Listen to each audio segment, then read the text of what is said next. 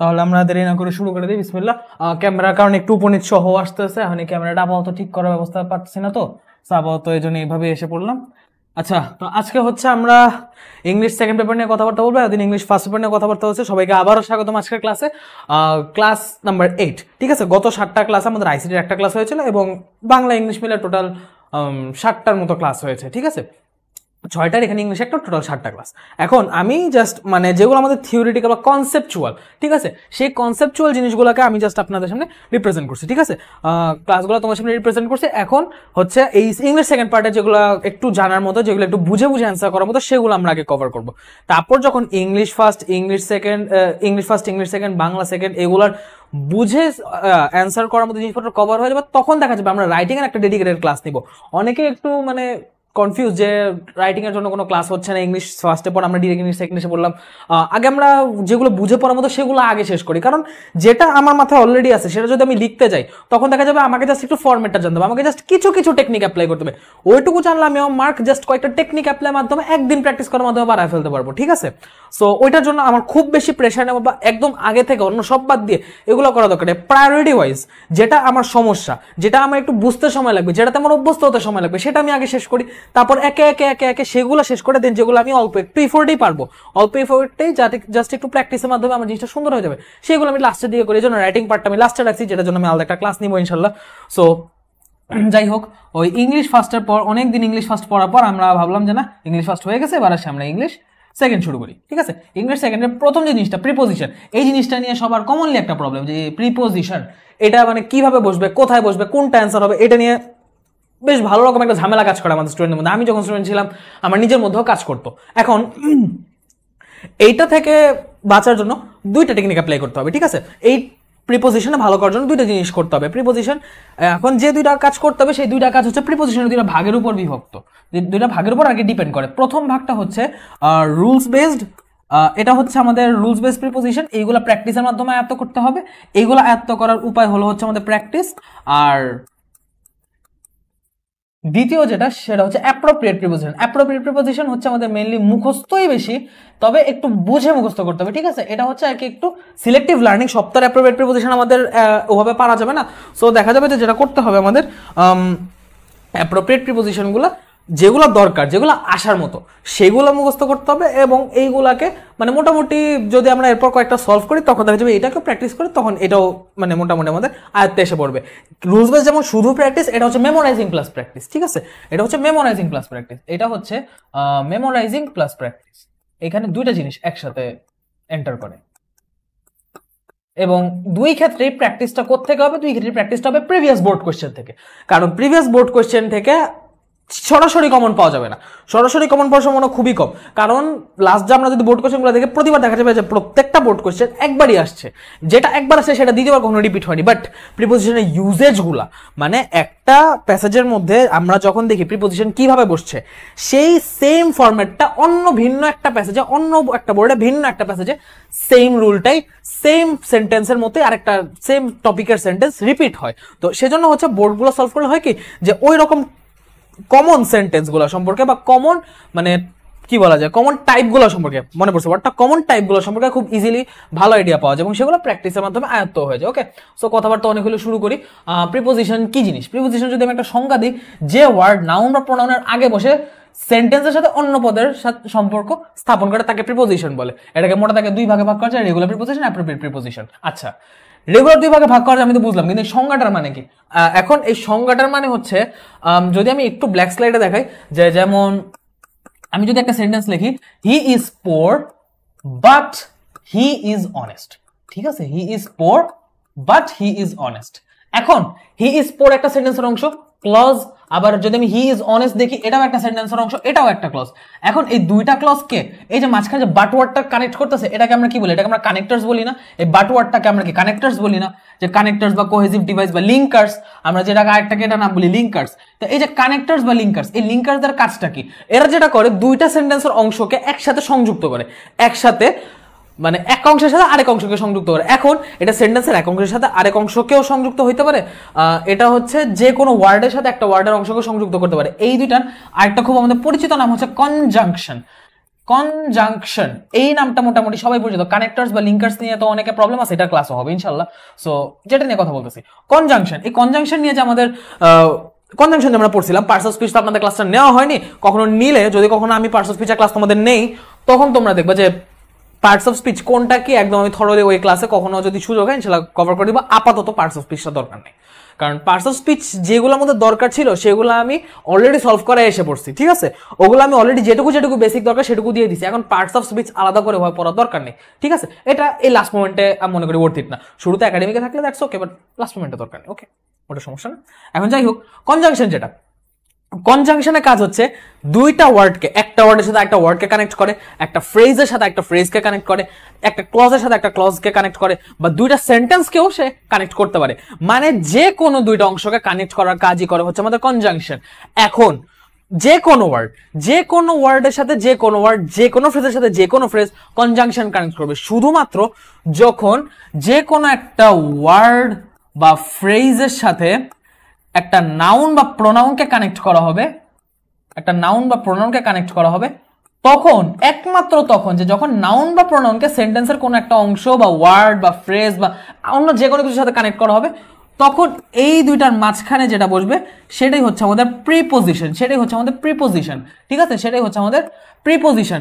কারণ কি প্রিপোজিশন হওয়ার কারণ হচ্ছে প্রিপোজিশন, ঠিক আছে, এই যে এটার নাম যেমন বলি প্রিপোজিশন, এই যে পজিশন মানে হচ্ছে অবস্থান, পজিশন মানে হচ্ছে অবস্থান, ঠিক আছে, পজিশন মানে হচ্ছে অবস্থান, আর প্রি মানে হচ্ছে আগে, প্রি মানে হচ্ছে আগে, অর্থাৎ কি প্রিপোজিশন মানে হচ্ছে আগে অবস্থান।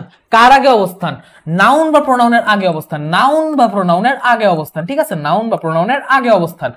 যে জিনিসটা নাউন বা প্রোনাউনের আগে অবস্থান করবে সেটাকে প্রিপোজিশন বলা হয়। এটা কিন্তু প্রিপোজিশনের একটা ট্রেট, একটা ক্যারেক্টারিস্টিক্স, একটা বৈশিষ্ট্য, একটা স্বভাব, যে সে অলওয়েজ নাউন বা প্রোনাউনের আগে বসবে। যদি সেম প্রিপোজিশন যেমন বাট, এই জিনিসটা কখনো প্রিপোজিশন হিসেবে ইউজ হয়, কখনো কনজাংশন হিসেবে ইউজ হয়, ফর কনজাংশন হিসেবে ইউজ হয়, প্রিপোজিশন হিসেবে ইউজ হয়, ঠিক আছে। কখন প্রিপোজিশন কখন কনজাংশন? যখন ফর এর পর একটা নাউন প্রোনাউন থাকবে। যেমন আমি যদি একটা সহজ উদাহরণ দেই, there is no god but Allah, আল্লাহ ছাড়া কোনো ইলাহ নেই বা আল্লাহ ছাড়া কোনো মাবুদ নেই। আমি যদি এটাকে বলি, জি তো ছোট হাতে হবে না, there is no god but Allah, এখানে আল্লাহ শব্দটা এখানে আল্লাহর নামটা বুঝাচ্ছে, ঠিক আছে। সো এই যে আল্লাহ নামটা যে বুঝাচ্ছে, আমরা যদি পার্টস অফ স্পিচ অনুযায়ী বিচার করি, আল্লাহ নামটা কিন্তু একটা নাউন, ঠিক আছে, এটা কিন্তু একটা নাউন। সো এই নাউনের আগে যখন বাট বসতেছে তখন এই বাটটা কনজাংশন থাকতেছে না, এই বাটটা প্রিপোজিশন হয়ে যাচ্ছে, বাকি আগের যে অংশটা আছে সেটার সাথে সে একটা নাউনকে কানেক্ট করতেছে, দ্যাটস ওয়াই এটা একটা প্রিপোজিশন, ওকে। কিন্তু এখন যদি আমি বলি he is poor but honest, এখানে বাটের পর অনেস্ট, অনেস্ট হচ্ছে একটা অ্যাডজেক্টিভ, তখন এটা আর প্রিপোজিশন থাকবে না, এটা হয়ে যাবে কনজাংশন, ঠিক আছে। একদম মানে প্রিপোজিশন নিয়ে যেহেতু পড়তে যেতেছি, একটা বেসিক আলাপ দিয়ে রাখলাম। প্রিপোজিশনের পর অলওয়েজ নাউন বা প্রোনাউন থাকবে, অলওয়েজ একটা না একটা অবজেক্ট থাকবে, ঠিক আছে, যেটা নাউন বা প্রোনাউন হবে। সো এইগুলো প্রিপোজিশনের বেসিক কথাবার্তা। যে ওয়ার্ড নাউন বা প্রোনাউনের আগে বসে, এই যে নাউন বা প্রোনাউনের আগে বসে সেন্টেন্সের অন্য পদের সাথে সম্পর্ক স্থাপন করে, সেন্টেন্সের অন্য পদের সাথে, এখন অন্য পদটা ওয়ার্ড হইতে পারে, অন্য পদটা ফ্রেজ হইতে পারে, অন্য পদটা ক্লজ হইতে পারে, সেন্টেন্সের বাকি অংশের সাথে, সেন্টেন্সের বাকি অংশের সাথে সে নাউন বা প্রোনাউনটাকে কানেক্ট করবে, এই কাজটা একমাত্র করবে প্রিপোজিশন। আর নাউন প্রোনাউন বাদে বাকি দুনিয়ার যত যাই হোক, যত কিছু আছে সেগুলো সবকিছু কানেক্ট করবে কনজাংশন, ঠিক আছে। প্রিপোজিশনকে মোটা দাগে দুই ভাগ করা যায়, রেগুলার এবং অ্যাপ্রোপ্রিয়েট। রেগুলারটা হচ্ছে রুলস বেসড, আর অ্যাপ্রোপ্রিয়েট তো হচ্ছে আমাদের যেটা মুখস্থ নির্ভর, যে একটা ওয়ার্ডের পর স্পেসিফিক্যালি ওই প্রিপোজিশনটাই বসবে, ঠিক আছে, সেই রকম ক্ষেত্রে বলা হয় অ্যাপ্রোপ্রিয়েট প্রিপোজিশন। তো ঠিক আছে, এখন এই যে আমি যেটা বললাম, প্রিপোজিশনের পর অলওয়েজ নাউন প্রোনাউন থাকে এবং প্রতিটা প্রিপোজিশনে একটা না একটা অবজেক্ট থাকে, ওকে, একটা না একটা অবজেক্ট থাকে। এই গেল প্রিপোজিশনের বেসিক পরিচয়, ঠিক আছে, এই গেল প্রিপোজিশনের বেসিক পরিচয়। এখন list of common prepositions, prepositions যেহেতু পড়তেছি, সবগুলা প্রিপোজিশনসের একটা মানে কমন সবগুলা প্রিপোজিশনের একটা ছোট্ট লিস্ট আমরা দেখে নিই, ঠিক আছে, যে আমরা কিন্তু জানি এইসব, তারপর হচ্ছে একটা লিস্ট করে নিয়ে আসা, যে আমার পরিচিত প্রিপোজিশনগুলোকে আরেকবার নিজের চোখের সামনে একটু দেখা, ঠিক আছে। At, across, around, among, along, after, above, about, by, but, beyond, between, এরকম যা যা আছে, এই যে এর মধ্যে কিছু আনকমন লাগতে পারে, যেটা মানে প্রথম মনে হতে পারে আনকমন, বাট ইউজ করতে করতে মানে ইউজ টু হয়ে যাবেন। সো যেমন আমি যদি একটু বলি, বিসাইড, বিনিথ, দুইটা মানে হচ্ছে পাশে, বিলো মানে নিচে, বিহাইন্ড মানে পিছনে, বিয়ন্ড মানে হচ্ছে কোনো কিছু অতিক্রম করে, বিটুইন আর অ্যামং এরা হচ্ছে মানে কোনো কিছুর মাঝে, এরা হচ্ছে মানে কোনো কিছু ভাগ করার মধ্যে, সেক্ষেত্রে ইউজ হয় যে একটা কিছু কোনো একাধিক মানুষ বা একাধিক মানুষ, দুই বা ততোধিক মানুষের মধ্যে ভাগ করে দেওয়ার সময় বিটুইন বা অ্যামাং ইউজ হয়। along হচ্ছে পাশ দিয়ে, বিফোর হচ্ছে পিছে বা আগে, ডাউন নিচে, এরকম ভাবে প্রত্যেকটা অর্থ আছে, ঠিক আছে। প্রত্যেকটা প্রিপোজিশন তার অর্থ অনুযায়ী বসে নাউন প্রোনাউনের সাথে অন্য একটা অংশে কানেক্ট করে। এই জিনিসটা জাস্ট একটা রিডিং দিয়ে নিও, তাইলে হবে কি মানে মোটামুটি তোমার পরিচিত প্রিপোজিশনগুলি তুমি আরেকবার দেখে নিলা, ঠিক আছে। অনেক সময় দেখা যায় যে প্রিপোজিশন মাথায় আসে না, আমি বুঝতেছি ঠিক আছে, কিন্তু প্রিপোজিশন মাথায় আসতেছে না। ওকে, সো সেটার জন্য একটা রিডিং দিতে পারো, এটা দেওয়া যেতেই পারে। এখন হচ্ছে যে জিনিসটা আমি একটু দেখি আমার স্লাইডে এই সাদাটা ক্লিয়ার আসছে কিনা এবং কমেন্টের কি অবস্থা। আচ্ছা, ওয়ালাইকুম আসসালাম, সামাইলুর রহমান নৌশিন নাহার। হ্যাঁ, শুরু করে দিছি। আচ্ছা, আমি একটু দেখি যে আমার, হ্যাঁ মাশাআল্লাহ সুন্দর বোঝা যাচ্ছে। ওকে, ঠিক আছে। আমি এই মানে ব্রাইটনেসের সমস্যার কারণে ভাবতেছিলাম যে সাদা জিনিসটা আনছে এটা বোঝা যায় কিনা, এই জন্য। আচ্ছা, সো আমি এই জিনিসটাকে একটু রেড কালার দিয়ে দেখাই। একটা অবজেক্ট যদি আমি চিন্তা করি, ধরলাম এই নীল রঙের ডিমটা ডাইনোসরের ডিম, এটা হচ্ছে একটা অবজেক্ট, ঠিক আছে। এখানে ডাইনোসরের ডিমটার উপর যদি কিছু থাকে, এটাকে টাচ করে কোনো একটা কিছু উপরে আছে, এটাকে টাচ করে কোনো একটা কিছু উপরে আছে, বস্তুকে স্পর্শ করে বস্তুর উপরে থাকলে সেখানে অন বসে। একটা জিনিস আমি যদি আমার হাতের উপরে কলমটা রাখি, এটা হচ্ছে অন। আমার হাতকে কিন্তু এটা টাচ করে আছে, এটা হচ্ছে অন, ঠিক আছে। আমরা বলতে পারি the pen is on my hand, the pen is on my hand, সে অর্থে আমি বলতে পারি যে কলমটা আমার হাতের উপর। এখন উপর অর্থে যদি এটা টাচ করে থাকে তখন আমি অন বসাবো, কিন্তু যদি এটা টাচ না করে থাকে সেক্ষেত্রে আমি বলবো the pen is over my hand, এটা কিন্তু আমার হাতের উপরেই আছে, কলমটা আমার হাতের উপরেই আছে, ঠিক আছে। তো কিন্তু এটা আমার ধরা ছোঁয়ার মধ্যে, সেজন্য আমি এটাকে ওভার ইউজ করতেছি। আরেকটা ক্ষেত্রে যে ওভার ইউজ হয়, ধরো তুমি একটা মাঠের পাশ দিয়ে যেতেছো, হুট করে দেখলাম মাথার উপর দিয়ে সাই করে একটা ফুটবল উড়ে গেল, অল্পের জন্য তোমার মাথায় লাগেনি, ওই যে ফুটবলটা মাথার উপর দিয়ে উড়ে গেল না, গতিশীল অবস্থা উড়ে গেল, এটা হচ্ছে over. The football went over my head, the football went over my head. অনেক সময় বললাম না পড়া মাথার উপর দিয়ে যেতেছে, তো এটাও হচ্ছে ওই রকম গতিশীল ভাবে উপর দিয়ে যাও, যদিও এটা কাল্পনিক অর্থ বলে, কিন্তু ফুটবলটা অ্যাকচুয়ালি উপর দিয়ে যায় মাথার উপর দিয়ে মাঝে মধ্যে যখন হাই শট করা হয়। সো যাই হোক, ফুটবল যখন এরকম মাথার উপর দিয়ে যায় বা পাখি যখন মাথার উপর দিয়ে যায়, তখন দেখা যায় যে সেই গতিশীল অবস্থায় যাওয়ার কারণে সেটাকে বলা হয় ওভার, সেক্ষেত্রে ওভার ইউজ হয়, সেটাও উপরে অর্থে। আর যখন কোন সেম জিনিস উপরে অর্থেই কিন্তু একদম আমাদের ধরা ছোঁয়ার বাহিরে, অনেক কি উপরে, যেমন the sky, the sun, the moon, ঠিক আছে, তারপর দ্য প্লেন, এগুলো হচ্ছে আমাদের ধরা ছোঁয়ার বাইরে, এগুলো মাথার উপরে। এই সিলিংটা আমার মাথার উপরে, তারপর যদি একটা ফুটবল আমার মাথার উপর দিয়েছে সেটা আমার মাথার উপরে, আবার আকাশ আমার মাথার উপরে। কিন্তু দুই ক্ষেত্রে ইউজটা কি, যদি আমাকে টাচ করে থাকে সেক্ষেত্রে বসবে অন, যদি আমার মাথার উপর গতিশীল অবস্থায় সেটা গমন করে, যদি আমার মাথার উপর গতির সাথে এটা অতিক্রম করে সেক্ষেত্রে বসবে হচ্ছে ওভার। আর যদি আমার মাথার উপর মানে ঠিক উপরে, অনেক উপরে থাকে, যেটা আমার ধরা ছোঁয়ার বাহিরে, সেক্ষেত্রে বসবে অ্যাবাভ, ঠিক আছে, সেক্ষেত্রে বসবে অ্যাবাভ। এই গেল হচ্ছে আমাদের মোটামুটি উপরে যেগুলো থাকে সেগুলো বোঝানো। আমি একটু জাস্ট চিত্রটাকে ব্যাখ্যা করতেছি। অন টু, অন টু হচ্ছে যে একটা জিনিস আমার হাতের উপর ছিল না, আমি রাখলাম আমার হাতের উপর, ঠিক আছে, আমি রাখলাম আমার হাতের উপর, এই জিনিসটা এসে আমার হাতের উপর পড়লো। সো এটা আমি কি বললাম, I am putting this pen on to my hand, on to my hand মানে আমার হাতের উপর ছিল না, আমি হাতের উপর রাখতেছি। এই যে হাতের উপর রাখার যে ব্যাপারটা, আগে ছিল না কিন্তু এখন উপরে আসতেছে, ঠিক আছে, যে কোনো কিছু আগে উপরে ছিল না কিন্তু উপরে আসতেছে, বা উপরে স্পর্শ করে উপরে অবস্থান করতেছে, ঠিক আছে, গতিশীল অবস্থায় সেটা উপরে আসতেছে, সেক্ষেত্রে এটাকে বলা হয় অন টু, এটাকে বলা হয় অন টু। একটু বড় করে লিখে দেন, এটাকে বলা হয় অন টু। স্লাইড আমি দিয়ে দিব, ঠিক আছে, স্লাইড দিয়ে দিব, কোনো সমস্যা নেই, এটা হচ্ছে অন টু। ওকে, এইগুলো এবার এটা হচ্ছে উপরের ব্যাপারটা। যদি নিচে থাকে, নিচে সব ক্ষেত্রে, নিচে সব ক্ষেত্রে, উপরে তো যেমন ক্ষেত্র বিশেষে আলাদা হয়, নিচে যখন বুঝাবো তখন নিচে বুঝানোর জন্য বা নিচে অর্থে সব ক্ষেত্রে ইউজ করা যাবে under, below, beneath, under, below, beneath, under, below, beneath, তিনটার অর্থই নিচে, ঠিক আছে, তিনটার অর্থই নিচে। এবং গতিশীল, স্থিতিশীল সব রকম বস্তুর ক্ষেত্রে এটা ইউজ হয়। ওভার যেমন গতিশীল বস্তুর ক্ষেত্রে ইউজ হয়, স্থির বস্তুর ক্ষেত্রে খুব কম ইউজ হয়, তেমন না এরকম কোনো কথা নেই, এখানে তিনটাই সমানভাবে ইউজ হইতে পারে। টুয়ার্ডস হচ্ছে কোনো কিছুর দিকে যাওয়া, এটা হচ্ছে উপর নিচ গেলাম, এবার হচ্ছে ডান বাম একটু বিচার করি, ঠিক আছে, কোনো কিছুর দিকে। আমি হচ্ছে যে এই বোর্ডটার দিকে আগাইতেছি, I am going towards the board, ঠিক আছে, আমি একটা স্পেসিফিক রুমের দিকে যাচ্ছি, I am going towards that room. কোনো কিছুর দিকে যাওয়াকে বলা হয় টুয়ার্ডস, কোনো কিছুর দিকে যাওয়াকে বলা হয় টুয়ার্ডস। আর কোনো কিছুতে যাওয়াকে, যে আমি ওই রুমের দিকে যাইতেছি না, আমি ওই রুমটাতেই যাইতেছি, তখন হবে I am going to the room, I am going to the room. Okay, I am going to the room. আচ্ছা, এটা হচ্ছে আমি যখন ওটাতে যাচ্ছি। আর যখন আমি ওইখান থেকে যাচ্ছি, যেমন আরেকটু সহজ করে যদি আমি বলি, এটা তো রুমের কথা গেল। এখন আচ্ছা, রুম দিয়ে যদি আমি বুঝাই যে আমি রুমে যাচ্ছিলাম, এখন যদি আমি রুম থেকে আসি, এই থেকে অর্থে বা হতে অর্থে যে আমি ওই রুম হতে আসলাম, I went from that room, সেই অর্থে ফ্রম বসে, ঠিক আছে। আমি ওই রুম থেকে আসলাম, আমি আজিমপুর থেকে আসলাম, আমি ঢাকা থেকে আসলাম, আই এম ফ্রম বাংলাদেশ, আমি বাংলাদেশ থেকে এসেছি। সো এই যে আমি কোনো কিছু থেকে এসেছি, বা আই হ্যাভ জাস্ট কি বলা যায়, একটা কিছু মাত্র বক্স থেকে বের করলেন, সেক্ষেত্রে হবে I have just put it out of the box, বা out from the box. Out of the বক্সই হবে, কারণ অফ দ্য বক্স এটা এখানে হবে। ফ্রম যদি বলতে না, আউট ফ্রম দ্য বক্স এদিকে হবে না, আউট অফ দ্য বক্স হবে, এই উদাহরণটা দিকে না দিই। সো আমি যেটা বললাম যে কোনো কিছু জায়গা এক জায়গা থেকে এক জায়গায় স্থানান্তর, সেক্ষেত্রে হচ্ছে ফ্রম। আউট অফটা হচ্ছে ভিতর থেকে বাইরে আসলে, ওটা পরে বলতেছি। আচ্ছা, বিসাইডটা হচ্ছে, বিসাইড হচ্ছে পাশে, কোনো কিছুর পাশে, উপরে বললাম নিচে বললাম, বিসাইড হচ্ছে পাশে, ঠিক আছে। একটা কিছু পাশে আছে, যে যেমন আমার পাশে এই কলমটা আছে, এটা হচ্ছে জাস্ট বিসাইড। কিন্তু যদি আমার পাশ দিয়ে কলমটা যায়, সেক্ষেত্রে আমি বলতে পারি the pen went along me, ঠিক আছে। কোনো কিছু পাশ দিয়ে যাওয়াকে অ্যালং বলে, অ্যালং বোঝায়, ঠিক আছে। অ্যালং বোঝায় যে কোনো কিছু পাশ দিয়ে যাওয়া অর্থে, আর বিসাইড হচ্ছে জাস্ট নর্মালি এটা পাশে আছে, ওকে।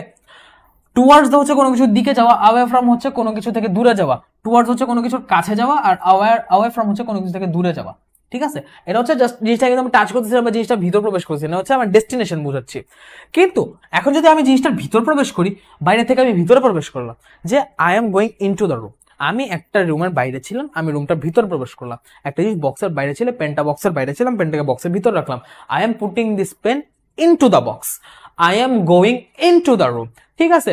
বা অনেক সময় দেখা যায় যে the workers are going into the facility, ঠিক আছে। কোনো একটা জায়গার ভিতর, বাইরে থেকে কোনো একটা জায়গার ভিতর যখন আমরা প্রবেশ করব, সেই অর্থে আমরা বসাবো ইনটু, গতিশীল অবস্থা, আমি একটা জায়গা থেকে একটা জায়গার ভিতরে যাচ্ছি।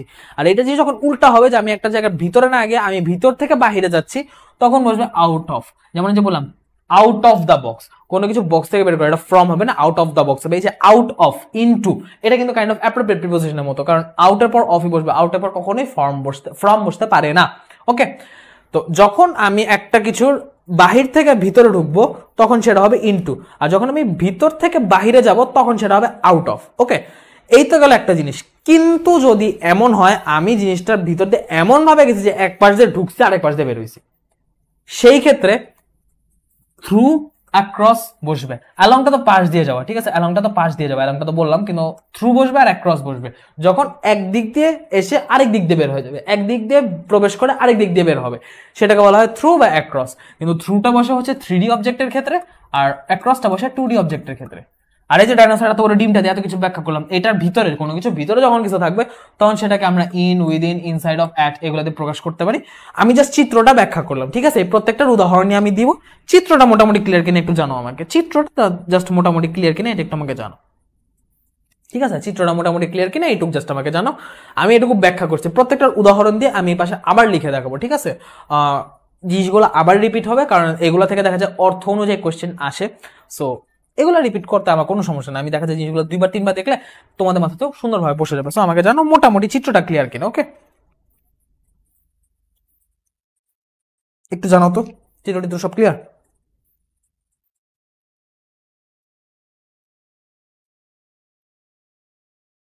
বলো বলো, মোটামুটি শুরু থেকে পর্যন্ত দেখাইলাম সবকিছু clear?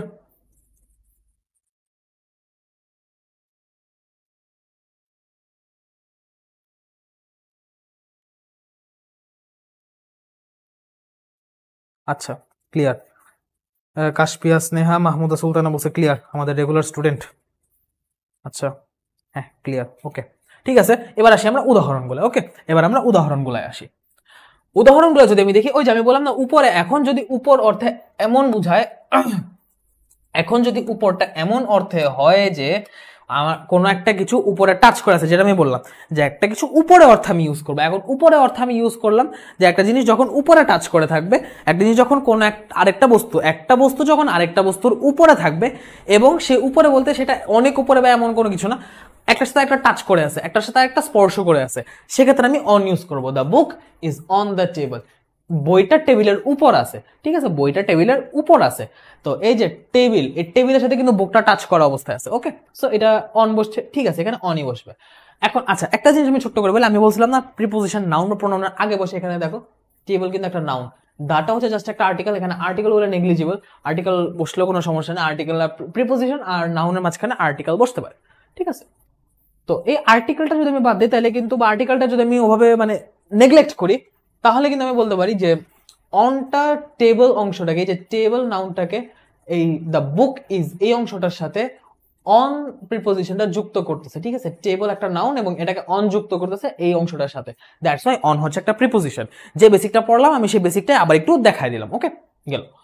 The book is on the table, টেবিলের উপর বইটা আছে, বইটা টেবিলকে স্পর্শ করে আছে, দ্যাটস ওয়াই অন। এখন হচ্ছে the bird landed on to the roof, এখানে ছাদের উপর পাখিটা ল্যান্ড করছে। তো পাখিটা কিন্তু ছাদের উপর ছিল না, সে গতিশীল অবস্থায় এসে উপরে বসছে।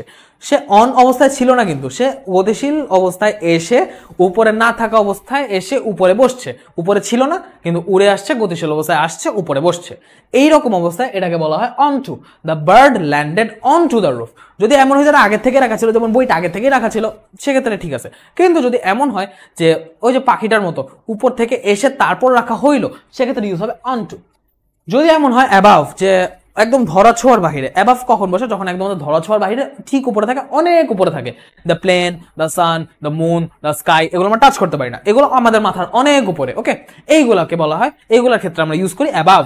আর যখন কোনো কিছু আমাদের মাথার উপর দিয়ে যায়, মাথার উপর দিয়ে সাই করে উড়ে গেল, কোনো একটা বুলেট গেল, কোনো একটা ফুটবল গেল, কোনো একটা ক্রিকেট বল গেল, কোনো একটা কিছু উড়ে গেল, পাখি উড়ে যেতে পারে আমাদের ধরাছোঁয়ার মধ্যে দিয়ে, সেটাকে ক্ষেত্রে আমরা ইউজ করবো ওভার। ওকে, সেক্ষেত্রে আমরা ইউজ করবো ওভার। যখন গতিশীল অবস্থায় কোনো কিছু মাথার উপর দিয়ে যাবে, তখন আমরা আমাদের উপর দিয়ে, মাথার উপর দিয়ে যাবে, সেটাই হচ্ছে আমাদের ওভার অর্থে আমরা ইউজ করবো। ওভারঅল আরেকটা ইউজের যেটা হয়, যে সেম জিনিস মাথার উপর অবস্থান করেছে কিন্তু ধরাছোঁয়ার মধ্যে। যেমন আমার মাথার উপর যদি এখন এমন কিছু থাকে যেটাকে আমি চাইলেই ধরতে পারবো, সেক্ষেত্রে আমি ওভার ইউজ করতে পারি, ঠিক আছে। সেক্ষেত্রেও আমি ওভার ইউজ করতে পারি। ওভার অ্যাবাভ দুইটা ইউজ করতে পারি, বাট অ্যাবাভ হচ্ছে ওই ক্ষেত্রে ওভারটা ইউজ করা যায়, ঠিক আছে। এগুলো ওভারের ইউজেজ। মোটামুটি আমাদের উপর অর্থে বা উপরে অর্থে আমরা যেসব প্রিপোজিশন ইউজ করতে পারি সেটুকু আমাদের ক্লিয়ার। এরপর হচ্ছে কোনো কিছুর দিক বুঝাইতে, ঠিক আছে, কোন দিকে বা কি যাইতেছে না যাইতেছে সেটুকু মানে দিক নির্দেশনা করতে। টুয়ার্ডস, টুয়ার্ডস হচ্ছে কোনো কিছুর দিকে যাওয়া, যেটা বললাম। টুয়ার্ডস মানে হচ্ছে কোনো কিছুর দিকে বা কোনো কিছুর প্রতি, কোনো কিছুর প্রতিও না, কোনো কিছুর দিকে ডিরেকশন বুঝাইতেছে towards. He is running towards south, the bird is flying towards north, he is running, তারপর he ran towards the doctor, I ran towards the room, ঠিক আছে। সো এই যে কোনো কিছুর দিকে যাওয়া অর্থে, সে ডাক্তারের দিকে গেল, সে দক্ষিণ দিকে গেল, পাখিটা উত্তরে উড়ে যাচ্ছে, এই যে আমি দিকগুলা বুঝাচ্ছি, কোন দিকে বুঝাচ্ছে, সেই ক্ষেত্রে টুয়ার্ডস বসবে।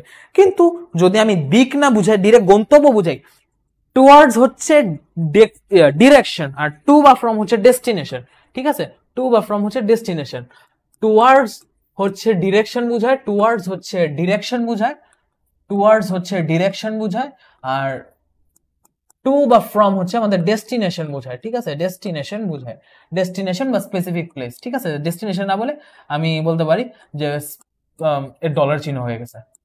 Specific place, specific place, specific place, okay, specific place, specific place. ডেস্টিনেশনও হইতে পারে, আমাদের স্টার্টিং পয়েন্টও হইতে পারে। ওকে, মানে এটা স্পেসিফিক একটা জায়গা বুঝাবে, এটা হচ্ছে আমাদের কোনো ডিরেকশন বুঝাবে না, ডিরেকশন বুঝাবে টুয়ার্ডস। তো এই যে Shahin is going from Dhaka to Feni, from Dhaka to Feni, Dhaka থেকে ফেনীতে যাচ্ছে। শাহিন ঢাকা থেকে ফেনীতে যাচ্ছে। ঢাকা থেকে, ঢাকা কিন্তু একটা জায়গার নাম, ঢাকা কিন্তু একটা স্পেসিফিক প্লেস। তো এরকম যখন কোনো একটা প্লেসের নাম আসবে, কোনো একটা জায়গার নাম আসবে, কোনো একটা গন্তব্যের নাম আসবে, তখন সেটার আগে ফ্রম বসবে, সেটার আগে টু বসবে। এখন কোনো কিছু হতে যাওয়াকে, কোনো কিছু থেকে রওনা দেওয়াকে, কোনো জায়গা থেকে যাওয়াকে, কোনো জায়গা থেকে বা কোনো জায়গা হতে রওনা দেওয়াকে, সেখান থেকে যাওয়াটাকে বা সেখান থেকে বের হয়ে আসাকে, সেটাকে বলা হয় ফ্রম। যে I am going from the room, আমি রুম থেকে যাচ্ছি, ঠিক আছে, বা আমি রুম হতে বের হচ্ছে, I am going out of the room. Out of the বলতে এখানে আবার আউট অফ দ্য এসে পড়ে। বা I got it from the box, আমি এটা বক্স থেকে পেয়েছি, আমি এটা মেইল থেকে পেয়েছি, ঠিক আছে, আমি এটা মেইল থেকে পেয়েছি, আমি এটা বক্স থেকে পেয়েছি। তখন যে থেকে অর্থে ফ্রমটা বসে। আর কোনো কিছুতে যখন আমি ডেস্টিনেশন বুঝাবো, কোনো একটা কিছু আমি একদম টার্গেট বুঝাবো, তখন এই যে আমার টু বসবে, ঠিক আছে, টু বসবে। টু অর্থ হচ্ছে কোনো কিছুর বা কোনো কিছুর প্রতি অর্থ আগে বুঝায় টুটা, যে আমি ফেনীর দিকে, ফেনীর প্রতি বা ফেনীতে যাচ্ছি, ফেনীতে, টুটা মিলি তে অর্থে বসে, ফেনীতে যাচ্ছি, আমি ওইখানে যাচ্ছি, ঠিক আছে, সেই অর্থে টুটা বসে। ইনটু বা আউট অফ, ইনটু বা আউট অফ হচ্ছে গতিশীল অবস্থায় কোনো কিছুর যখন ভিতর ঢুকবো, বাইরে থেকে কোনো কিছু ভিতর যখন ঢুকবো সেটা হচ্ছে ইনটু, আর গতিশীল অবস্থায় কোনো কিছু ভিতর থেকে যখন বাইরে যাব সেটা হচ্ছে আউট অফ। এটা আমি একটু আগে বললাম, যেমন the cat is going into the box যেমন হয়, আউট অফ দ্য বক্স যেমন হয়। একটা বিড়াল একটা বাক্সের ভিতরে ঢুকলো, বাইরে থেকে যখন ভিতরে ঢুকতেছে সেটা হচ্ছে ইনটু, যখন ভিতর থেকে বাইরে বের হচ্ছে সেটা হচ্ছে আউট অফ। এখন যদি এমন হয় একটা বক্স রাখা আছে, বিড়াল এক পাশ দিয়ে ঢুকে আরেক পাশ দিয়ে বের হয়ে গেল, তখন সেটাকে বলবো the cat went through the box. এই ব্যাপারে আমি একটু পরে আসতেছি। আপ অ্যান্ড ডাউন যদি আমি বলি, আপ অ্যান্ড ডাউন, এখানে হচ্ছে the lift is going up বা লিফট ইজ গোয়িং ডাউন। এক্ষেত্রে the lift is going up, the lift is going down, এই ক্ষেত্রে কিন্তু এই দুইটাকে যদি আমি বলতে চাই, দুইটা কিন্তু কনজাংশন হয়ে গেছে, প্রিপোজিশন হয়নি। কারণ প্রিপোজিশনের পর নর্মালি নাউন থাকে, এখানে নাউন আমি বসাই নিয়ে এখানে একটা নাউন বসাই দেবো, the lift is going up the building, up the building, ঠিক আছে, আপ দ্য বিল্ডিং। এই জিনিসটা কিন্তু খেয়াল রাখতে হবে। ওকে, আমি যেহেতু ফিল ইন দ্য গ্যাপস পড়াইতেছি না, ফিল ইন দ্য গ্যাপসে জাস্ট প্রিপোজিশন থাকবে, এরকম কিছু থাকবে না, তবু আমি জাস্ট দেখা দিলাম, যেহেতু বেসিক নিয়ে কথাবার্তা হচ্ছে দেখা দিলাম। এখন যদি দ্য বিল্ডিং এর সাথে যদি the lift is going K connect করতেছে, এখন এটা প্রিপোজিশন, কিন্তু এতক্ষণ এটা অ্যাডভার্ব ছিল, প্রিপোজিশন ছিল না, ঠিক আছে। প্রিপোজিশন যখন সেন্টেন্সের লাস্টে থাকে তখন ওটা অ্যাডভার্ব হয়ে যায়, আর প্রিপোজিশন যখন নাউন প্রোনাউন বাদে অন্য কোনো কিছু কানেক্ট করে তখন সেটা কনজাংশন হয়ে যায়, ঠিক আছে। প্রিপোজিশন কিন্তু খুব স্পেসিফিক একটা ব্যাপার, আমার মাত্র খেয়াল হইলো, এখানে আমি জিনিসটা খেয়াল করলাম তাই দেখা দিলাম। Okay, the lift is going up the building বা lift is going down the building, হয় বিল্ডিং এর উপরে যাচ্ছে লিফটটা, না হয় বিল্ডিং এর নিচে যাচ্ছে লিফটটা, ঠিক আছে। সো কোনো কিছুর দিকে, কোনো কিছু প্রতি, কোনো কিছু থেকে যাওয়া, কোনো কিছু ডিরেকশনে যাওয়া, কোনো গন্তব্যে যাওয়া, কোনো কিছু ভিতরে বা বাহিরে যাওয়া, মানে একটা থেকে একটা যখন আমি গমন করতেছি সেই অর্থে কখন কি ইউজ করতে পারি সেইটার একটা ডেফিনেশন গেল। এখন আসি থ্রু আর অ্যাক্রস, ওই যে একটা ভিতর দিয়ে বাইরে ভেদ করে যাওয়ার যে ব্যাপারটা আছে না, এখন যদি জিনিসটা 3D হয়, একটা বক্স 3D, একটা মিরর 3D, একটা রুম 3D, বা একটা ত্রিমাত্রিক অবজেক্ট, দৈর্ঘ্য প্রস্থ উচ্চতা আছে এমন যে কোনো কিছু তো একটা 3D অবজেক্ট, তাই না। সো আমি যখন একটা জ্যাকেটের মধ্যে একটা বুলেট যাবে তখন এটাও বলতে পারবো the bullet went through the jacket, the bullet went through the jacket. কিন্তু যখন এইরকম কোনো 3D বস্তু না হয় 2D বস্তু হবে বা 2 ডাইমেনশনাল অবজেক্ট হবে, তখন আমাকে অ্যাক্রস ইউজ করতে হবে, অ্যাক্রস ইউজ করতে হবে। যেমন হি has to go across the river, তাকে নদী পার হয়ে যেতে হবে, ঠিক আছে, নদী পার হয়ে যেতে হবে। এখন যদি আমি রিভার ইউজ করি তখন যেমন অ্যাক্রস ইউজ করতে পারি, যদি আমি রিভার ইউজ করি তখন আমাকে অ্যাক্রস ইউজ করতে হবে, যদি আমি রোড ইউজ করি তখন আমাকে অ্যাক্রস ইউজ করতে হবে, যদি আমি ব্রিজ ইউজ করি তখন আমাকে অ্যাক্রস ইউজ করতে হবে, ঠিক আছে। এরকম অংশ আছে যে I am going across the beach, I am going across the road, I am going across the river. So এই যে একটা যেগুলো 2 ডাইমেনশনাল অবজেক্ট, যেগুলো শুধু দৈর্ঘ্য প্রস্থ আছে, স্পেসিফিক উচ্চতা নাই, সেগুলোর ক্ষেত্রে আমি অ্যাক্রস ইউজ করব। আর যেগুলোর ক্ষেত্রে 3D বস্তু, উচ্চতা আছে, একটা স্পেসিফিক উচ্চতা আছে, মানে একটা ত্রিমাত্রিক অবজেক্ট, সেই ক্ষেত্রে আমরা ইউজ করব থ্রু। যেমন the ship cross the sea, যদিও এখানে ক্রস করা যায়, তো আমি যদি ধরি যে এক দেশ থেকে আরেক দেশে একটা সমুদ্র ক্রস করে, সেক্ষেত্রে আমি বলতে পারি the ship is traveling across the sea, across the sea, কারণ সি হচ্ছে দৈর্ঘ্য প্রস্থ আছে, বিশাল দৈর্ঘ্য প্রস্থ, কিন্তু কোনো উচ্চতা নেই, দ্যাটস ওয়াই থ্রু বসছে, দ্যাটস ওয়াই অ্যাক্রস বসছে, নট থ্রু। ওকে, গেল। এবার আসি under, below, beneath. Under, below, beneath, এই তিনটাই হচ্ছে নিচে অর্থে ইউজ হয়, তিনটাই হচ্ছে নিচে অর্থে ইউজ হয়, এই তিনটাই হচ্ছে নিচে অর্থে ইউজ হয়, তিনটাই হচ্ছে নিচে অর্থে ইউজ হয়। যে কোনো কিছু নিচে বা কোনো কিছু ডাউন বুঝাইতে, ডাউন, এখন যদি গতিশীল অর্থে ডাউন বলে তখন আমি ইউজ করবো হচ্ছে ডাউন, যে কোনো উপর থেকে নিচে যাচ্ছে সেক্ষেত্রে আমরা ডাউন ইউজ করবো। কিন্তু যদি এমনই হয় যে একটা বস্তুর সাপেক্ষে আর একটা বস্তু নিচে আছে, নিচে অবস্থান করতেছে, স্টেশনারি, সে স্থির অবস্থায়, তখন আমি আন্ডার, বিলো, বিনিথ, এই তিনটা যে কোনটা ইউজ করতে পারি। গতিশীল ক্ষেত্রেও ইউজ হয়, গতিশীল ক্ষেত্রেও ইউজ হয়, যখন উপর থেকে আমি নিচে নামছি, ডিরেক্ট আমার ডিরেকশন নিচে, তখন ডাউন। কিন্তু যখন আমি নিচ দিয়ে যাচ্ছি তখন হচ্ছে আন্ডার, বিলো, বিনিথ আমি ইউজ করতে পারি, বা নিচে যখন অবস্থান করতেছি তখন আমি আন্ডার, বিলো বা বিনিথ ইউজ করতে পারি। একটা ব্রিজের নিচ দিয়ে একটা গাড়ি যাচ্ছে, ঠিক আছে, the bus is going under the bridge, the bus is going below the bridge, the bus is going beneath the bridge, তিনটাই কারেক্ট। কিন্তু একটা মানুষ উপর থেকে বাসের উপর লাফ দিল, তখন আমি বলতে পারি the man jumped down to the bus, the man jumped down to the road. Okay, উপর থেকে যখন নিচের দিকে আমার ডিরেকশন থাকবে তখন একমাত্র ডাউন হবে, এছাড়া বাকি যদি নিচ দিয়ে যাওয়া আসা করা ব্যাপার হয় তখন আন্ডার, বিলো, বিনিথ তিনটা যে কোনোটাই বসতে পারে।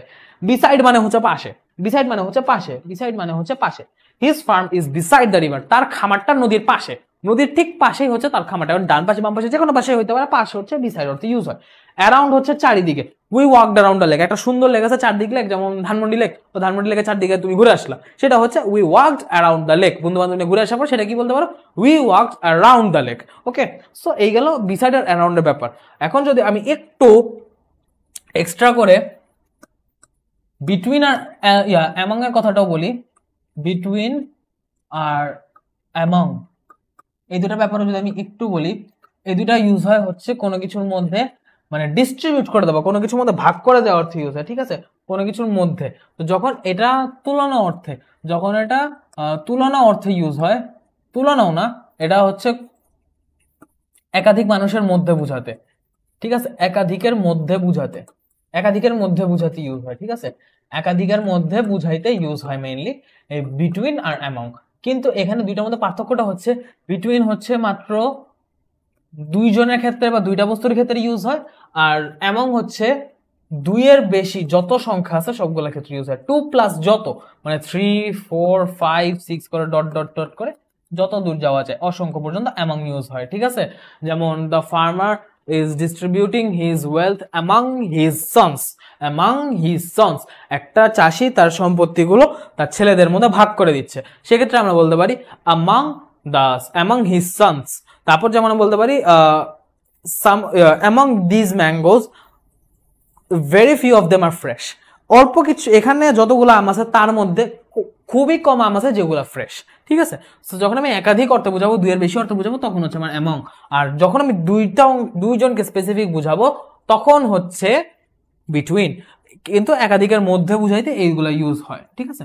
এই দুটো আমি লিখে আনি না, এই দুটো আমি আলাদাভাবে লিখে দিলাম।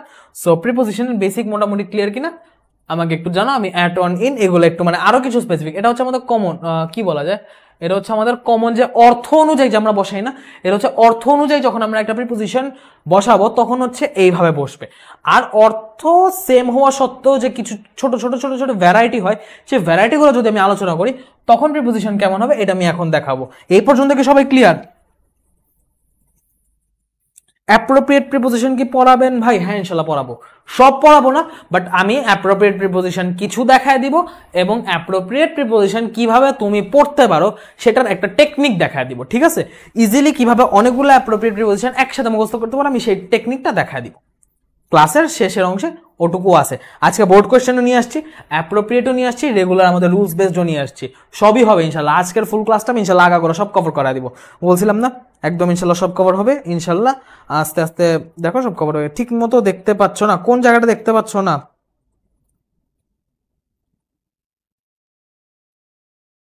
কোনটা দেখতে পাচ্ছ না আমাকে বলো। লেখা ঠিকঠাক আছে দেখি তো।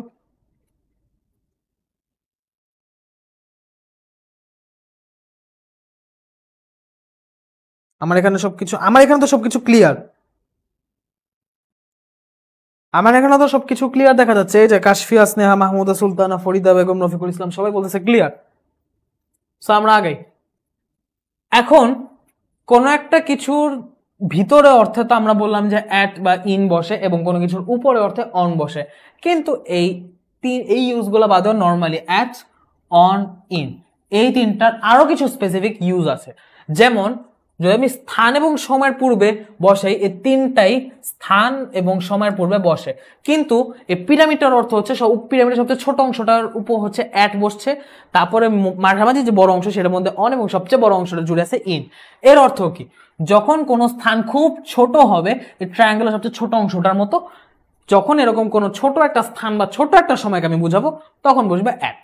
যদি একটু মোটামুটি বড় স্থানে, খুব বেশি ছোট না খুব বেশি বড় না, সেক্ষেত্রে আমি বসাবো অন। এটা সময়ের ক্ষেত্রে হতে পারে, স্থানের ক্ষেত্রে হতে পারে, বাট যখন সেই জিনিসটা যথেষ্ট বড় হবে যে ট্রায়াঙ্গেলের সবচেয়ে বড় অংশটা জুড়ে ইন, মানে এর অর্থ কি যে একটা ট্রায়াঙ্গেল বা একটা অংশকে যদি আমি ভাগ করি, একটা ত্রিভুজকে যদি আমি তিনটা অংশ এরকম ভাগ করি, সবচেয়ে ছোট অংশটা অ্যাট, তারপর অন, তারপর ইন।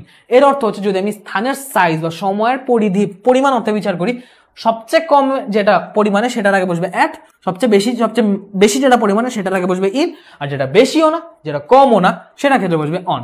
যেমন এখানে দেখো, ছোট স্থান এবং সময়ের পূর্বে বসে হচ্ছে অ্যাট। অ্যাট হচ্ছে ছোট স্থান এবং সময়ের পূর্বে বসে, যেমন ঘন্টা, বেলা, ছোট এলাকা ইত্যাদি। At 8 o'clock, at night, at Mirpur, at Dhaka, at Dhaka না হচ্ছে অ্যাট মিরপুর, তারপর অ্যাট কোনাপাড়া, অ্যাট যাত্রাবাড়ি, তারপর অ্যাট ধানমন্ডি, এরকম বিভিন্ন এলাকা থাকে না। তো বিভিন্ন এলাকার ক্ষেত্রে যখন আমি বলবো সেক্ষেত্রে আমার অ্যাট বসবে, ঠিক আছে, অ্যাট নাইট। তারপর বেলার ক্ষেত্রেও এরকম বসে। বেলার ব্যাপারটা একটু কিছু ভ্যারাইটি আছে, আমি বেলার ব্যাপারটা একটু আলাদাভাবে লিখে দেখাবো।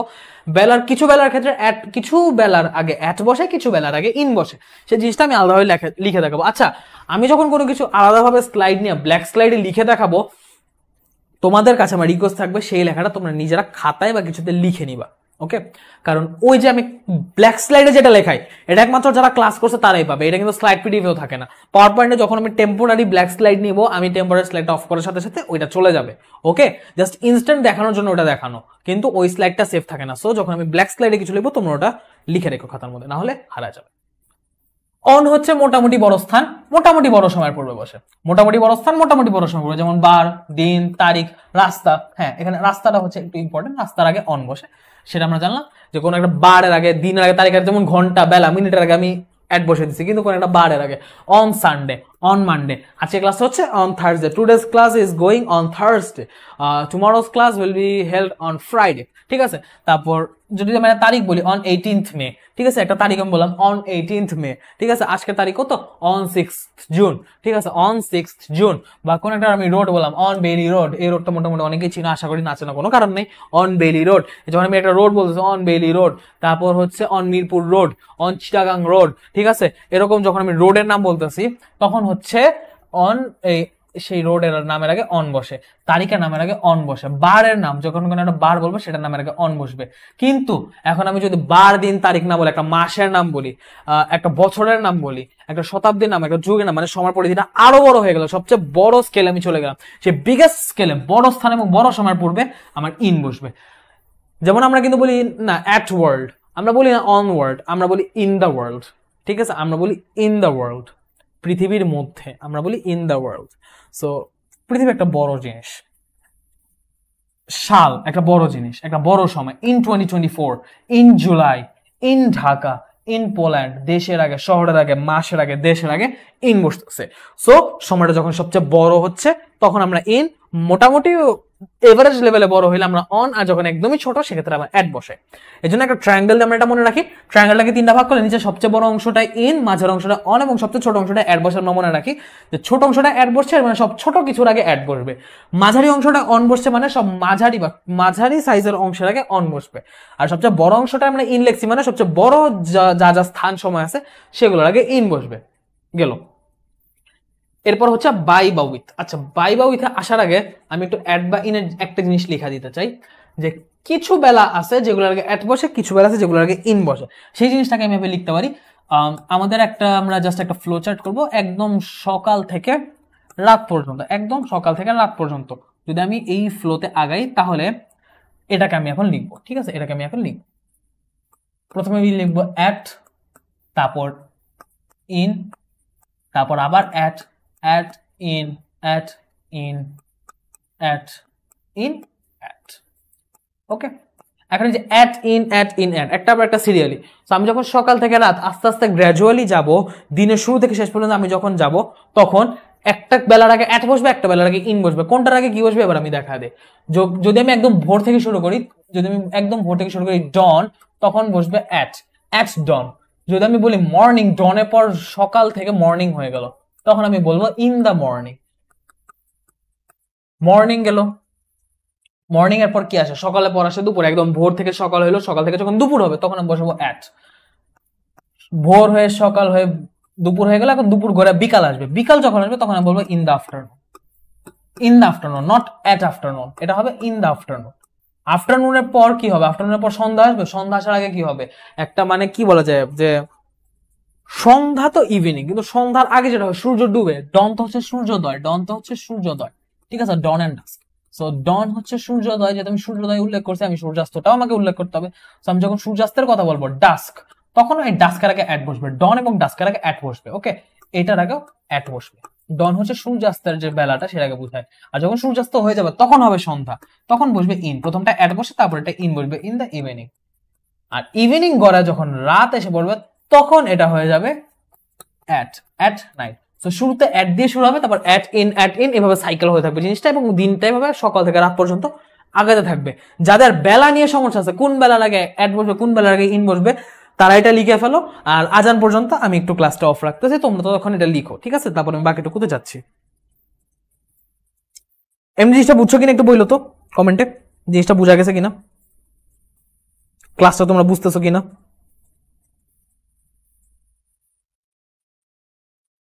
যারা যারা আছো একটু জানিও।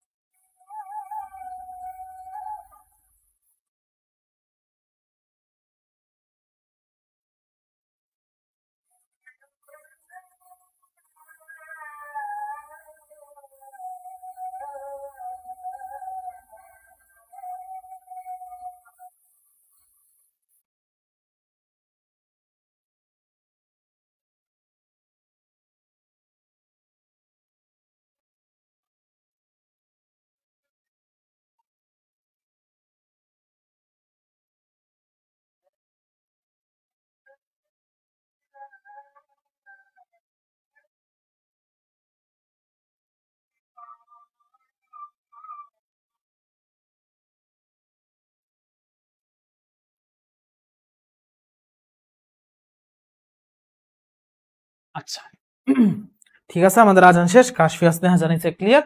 সো এবার আমরা আগে অ্যাট অন ইন এ ব্যাপারটা শেষ, বেলা ব্যাপারটা আমি দিলাম, এটা কিছুক্ষণ লেখার জন্য আমি টাইম দিচ্ছি, আশা করি যারা লেখার তারা লিখে ফেলছো। এবার আমরা একটু পরে আসি, বাই বা উইথ।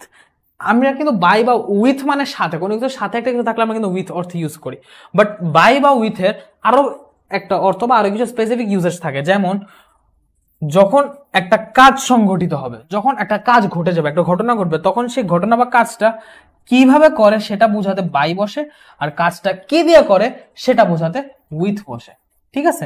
যেমন যদি আমি স্ট্রাকচার বলি বাই সামবডি উইথ সামথিং, যখন কোনো কিছু দিয়ে কিভাবে করে বুঝাবো তখন এটা হবে হচ্ছে বাই অর্থে, তখন এই বাই দিয়ে আমাদের বসাবো, আর যখন কি দিয়ে করে একটা ইনস্ট্রুমেন্টের কথা বলবো তখন আমরা বসাবো উইথ দিয়ে। যেমন উপরে একটু পরে আসতেছি, যেমন sir the book was made by binding, book was made, এখানে এই যে বইটা বানানো হয়েছে, বইটা কিভাবে বানানো হয়েছে, কাজটা বই বানানোর কাজটা কিভাবে করেছে, বাইন্ডিং এর মাধ্যমে করেছে, কিসের মাধ্যমে করা হয়েছে, কিছু ইনস্ট্রুমেন্টের মাধ্যমে, this instruments, the book was made by binding with this instruments. Okay, আর স্ট্রাকচার যদি আমি দেখি, স্ট্রাকচার ওয়াইজ এখানে আরেকটা জিনিস যেটা অ্যাপ্লাই হয় সেটা হচ্ছে বাই সামবডি উইথ সামথিং, কোনো একটা কিছু ঘটনা ঘটছে, যা যদি কোনো মানুষের দ্বারা ঘটে, ঠিক আছে, এই কাজটার পিছনে যখন কোনো ব্যক্তি বা জীবন্ত কিছু কারণ ব্যাখ্যা করা হবে তখন বসবে বাই, আর যখন কোনো বস্তু ব্যাখ্যা করা হবে তখন বসবে উইথ। যেমন দ্য স্নেক ইজ কিল্ড, এখন স্নেক ইজ কিল্ড, এখন স্নেকটা কি দ্বারা হত্যা হয়েছে, যদি আমি যখন কি দ্বারা হয়েছে একটা বস্তুর কথা জিজ্ঞেস করবো তখন উইথ বসবে, আর যখন কোনো কার দ্বারা হত্যা হয়েছে বা কে মারছে সাপটাকে সেই ক্ষেত্রে বাই বসবে। যখন জীবন্ত সত্তা বা মানুষ বুঝাবো তখন বসবে বাই, যেমন the snake was killed by him, আর যখন আমি বস্তু বুঝাবো তখন বসবে উইথ, যেমন with gun, the snake was killed by him with gun. Okay, এই ছোট ছোট জিনিস বা ছোট ছোট ভুলের কারণে কিন্তু আমরা মানে ধরাগুলা খাই, ঠিক আছে? ছোট ছোট জিনিস খেয়াল রাখতে হবে। আমি কিন্তু সব রুলস আনিনি, ঠিক আছে? এখানে একটা জিনিস আমি ছোট্ট করে বলতে, আমি কিন্তু সব রুলস আনিনি, আমি স্পেসিফিক কিছু বাচ্চা বাচ্চা রুলস আনছি যেগুলো কমনলি আসে, যেগুলো কমনলি লাগে, যেগুলো এই লাস্ট মোমেন্টে তোমার না জানলেই না। That's why the name of our course is last moment EBI preparation. Okay, আমি একদম লাস্ট মোমেন্টে তোমার যেটুকু না জানলেই না সেটুকু তোমাকে সব দেখা দিচ্ছি। অন টাইম, ইন টাইম, টাইমের আগে কখন অন বসবে কখন ইন বসবে।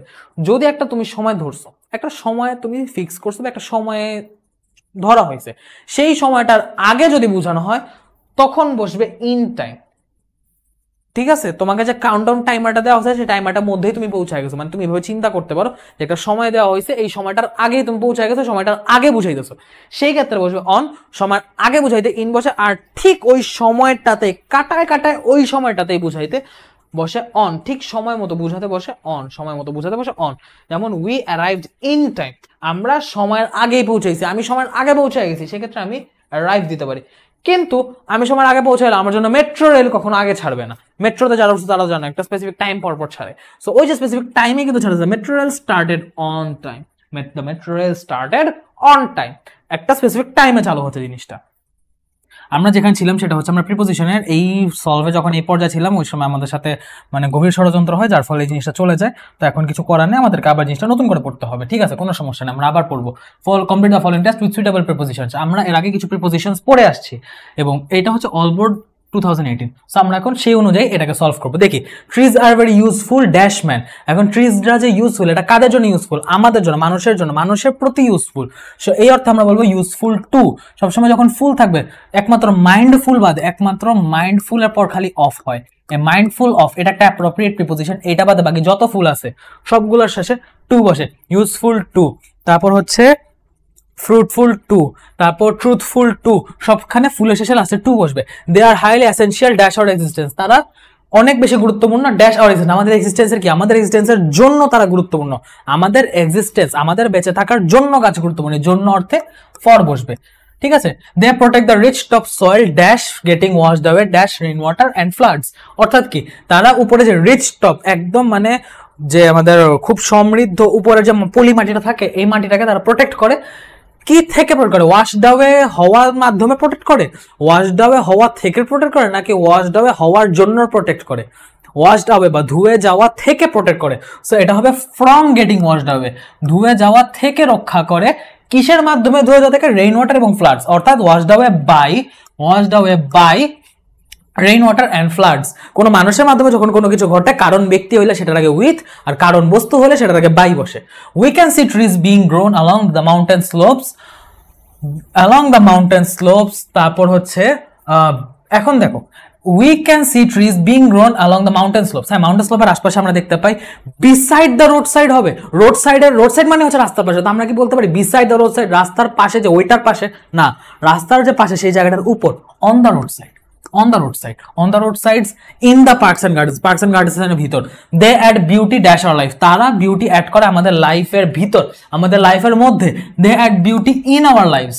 ঠিক আছে, they provide us with, provide এর পর always with বসে, provide এর পর always with বসবে, provide এর পর always with বসবে। প্রোভাইড উইথ মানে হচ্ছে সরবরাহ করা। ঠিক আছে, প্রোভাইড উইথ মানে সরবরাহ করা। তারা কি সরবরাহ করে? ফুড, খাদ্য, উড, কাঠ, শেড, শেল্টার হচ্ছে ছায়া, আশ্রয়, এন্ড সো অন, অনেক কিছু। They take dash carbon dioxide and produce oxygen. Oxygen produce যদি করে থাকে তাহলে অক্সিজেন প্রোডিউস করবে, কার্বন ডাইঅক্সাইড প্রোডিউস করবে না। কার্বন ডাইঅক্সাইড গ্রহণ করবে, অক্সিজেন প্রোডিউস করবে। So they take in carbon dioxide and produce oxygen. So we should take care of trees. Take কেয়ারের পর সবসময় অফ বসে, টেক কেয়ার অফ ট্রিজ। খুব তাড়াতাড়ি ওভারভিউ করে গেলাম। ঠিক আছে, এবার আসি আমরা পরেরটায়। So uses of basic preposition. So আমরা জিনিসটা মোটামুটি বুঝলাম। এখন হচ্ছে আমরা আরেক কিছু ইউজেস জানবো।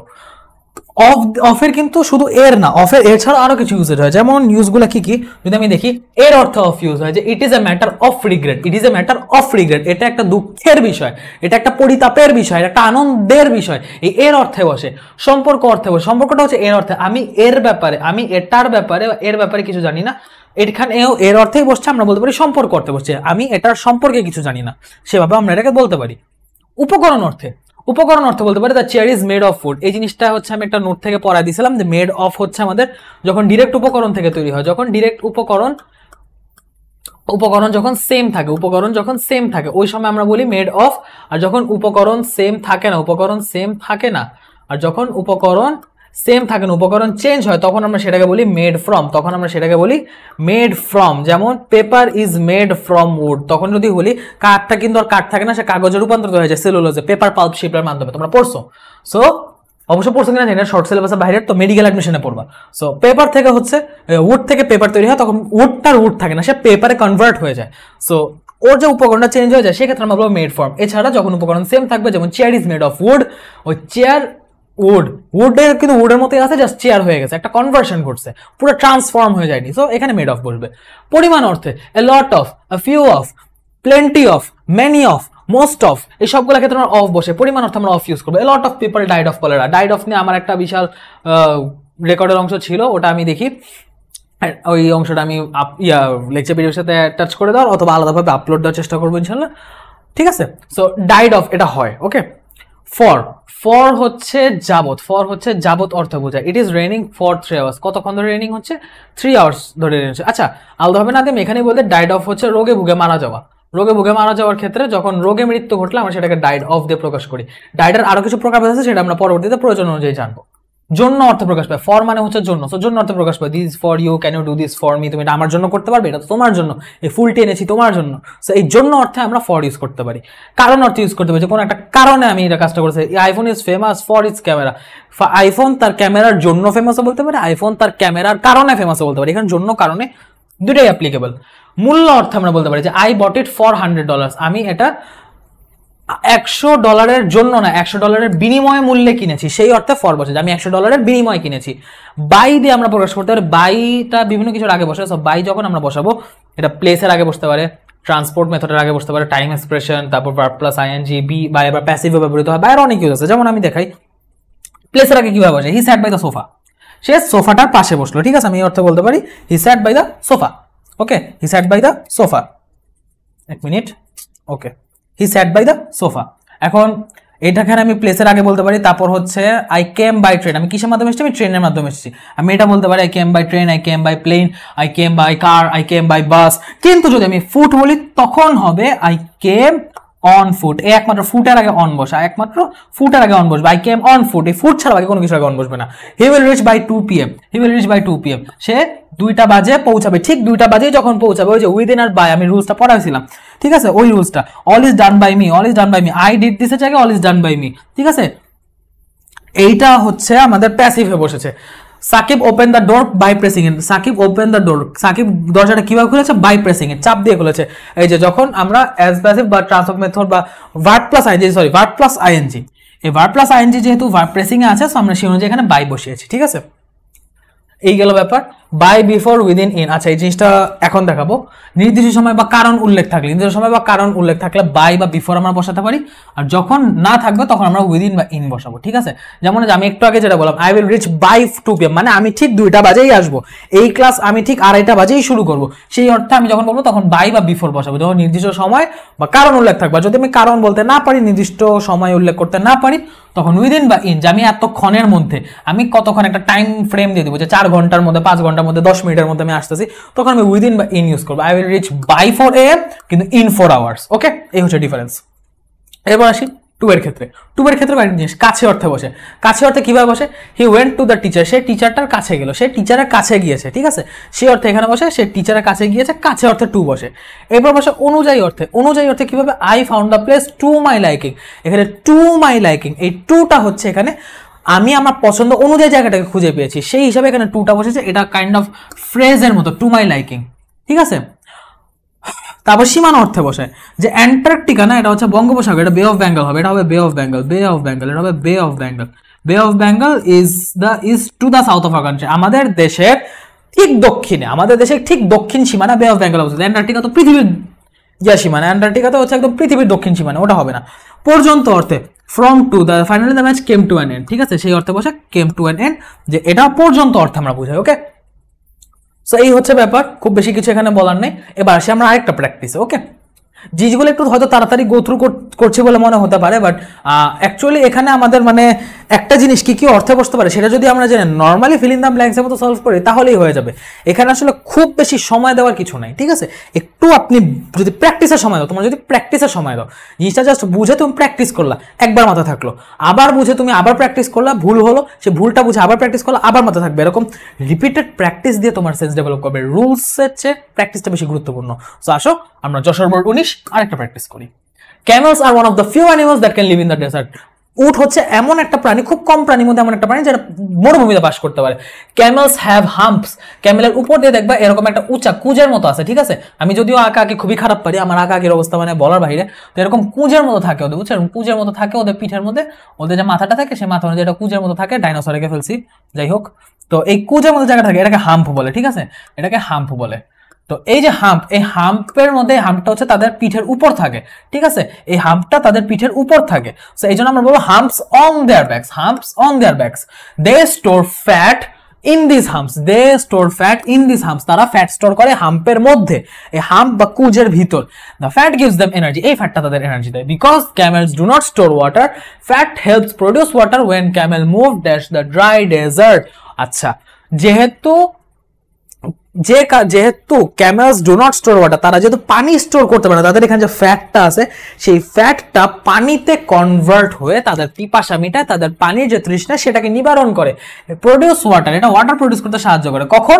When camel move dash the dry desert, যখন তারা মরুভূমিতে চলে যায়, মরুভূমির দিকে না, তারা মরুভূমিতে চলে যায়। যদি মরুভূমির দিকে যেত আমরা বলতাম মুভ টুয়ার্ডস, কিন্তু মরুভূমির দিকে যায়নি, সে মরুভূমিতেই গেছে, সো সেটা হবে when camel move to the dry desert they can go dash several months without water। এটা হচ্ছে একটা আমাদের appropriate preposition, এখানে থ্রু বসবে, they can go through, যে তারা একটা সিচুয়েশন, একটা পরিস্থিতির মধ্যে দিয়ে যাওয়াকে গো থ্রু বলে। they can go through several months without water। camels eat grass to get moisture, তারা এখন পানি ছাড়া যে অনেক মাস যেতে পারে এটা ঠিক আছে, আবার তারা একটা জিনিস, এটা তারা ঘাস খায়। ঘাস খায় কেন? ঘাসের ভিতর পানি থাকে, ঘাসের ভিতর একটা পানির অংশ থাকে, আর্দ্রতা থাকে, সে আর্দ্রতা ওদের ভিজায় রাখে, ওদের ভিতরের সিক্ততাটাকে বজায় রাখে, ওদের ভিতরে পানি পরিমাণটা বাড়ায়। the camels are as useful to the people desert, as useful to, যেটাকে বললাম ইউজফুল এর টু হবে, as useful to the people of desert as the buffalo are to the grasslands। ব্যাপারটা বুঝছো? এখানে টু কেন বসলো? camels eat grass to get moisture, ঠিক আছে, the camel are as useful to the people of desert as the buffalo are to the grasslands। মানে কি, একটা মহিষ একটা ঘাড় তৃণভূমির জন্য যেরকম উপকারী, সেই রকম ভাবে একটা জনগণের জন্য, একটা মরুভূমির মরু জনতার জন্য, মরু কাফেলার জন্য ক্যামেলসরা সেই রকম উপকারী, ঠিক আছে? এইভাবে আর কি বোঝানো হয়েছে যে মহিষ যেমন একটা গ্রাসল্যান্ডের জন্য খুব উপকারী, একটা খেয়াল করে দেখবে যে জায়গায় গরু ছাগল খুব বেশি বিচরণ করে সেই জায়গায় তাদের বিচরণের কারণে ওই জায়গাটা তৃণভূমিটা ওই রকম সবসময় বজায় থাকে, ওই জায়গায় ঘাসগুলোও ভালো হয় তাদের বিচরণের কারণে। সো ক্যামেলটা এরকম ভাবে ডেজার্ট পিপলের জন্য খুব হেল্পফুল। যাই হোক, the meat of the camel is good to eat, উটের মাংস খুব ভালো খাইতে, ঠিক আছে, যদিও খাইনি তবে শুনছি উটের মাংস খুব ভালো খাইতে। People make cloth dash camel hair, people make cloth from camel hair, এখানে মেক থেকে ফ্রম হয়ে গেছে, মেক অফ কেন হয়নি? কারণ হেয়ারটা আর হেয়ার থাকেনি, ক্যামেলের চুল, উটের পশমটা কাপড়ে কনভার্ট হয়ে গেছে, পশমটা পরিবর্তন হয়ে উপকরণটা চেঞ্জ হয়ে কাপড় হয়ে গেছে, পশম আর পশম নাই, দ্যাটস ওয়াই এটা হচ্ছে make from. People make cloth from camel hair, যদি কেউ লেখে people make cloth of camel hair, make of বা মেড অফ, এটা হবে না, এটা ভুল হবে, মেক অফ লেখা যাবে না। Shoes are made of the hides, shoes are made of the hides, আচ্ছা হাইডস এখানে মেড অফ হবে না মেড ফ্রম হবে?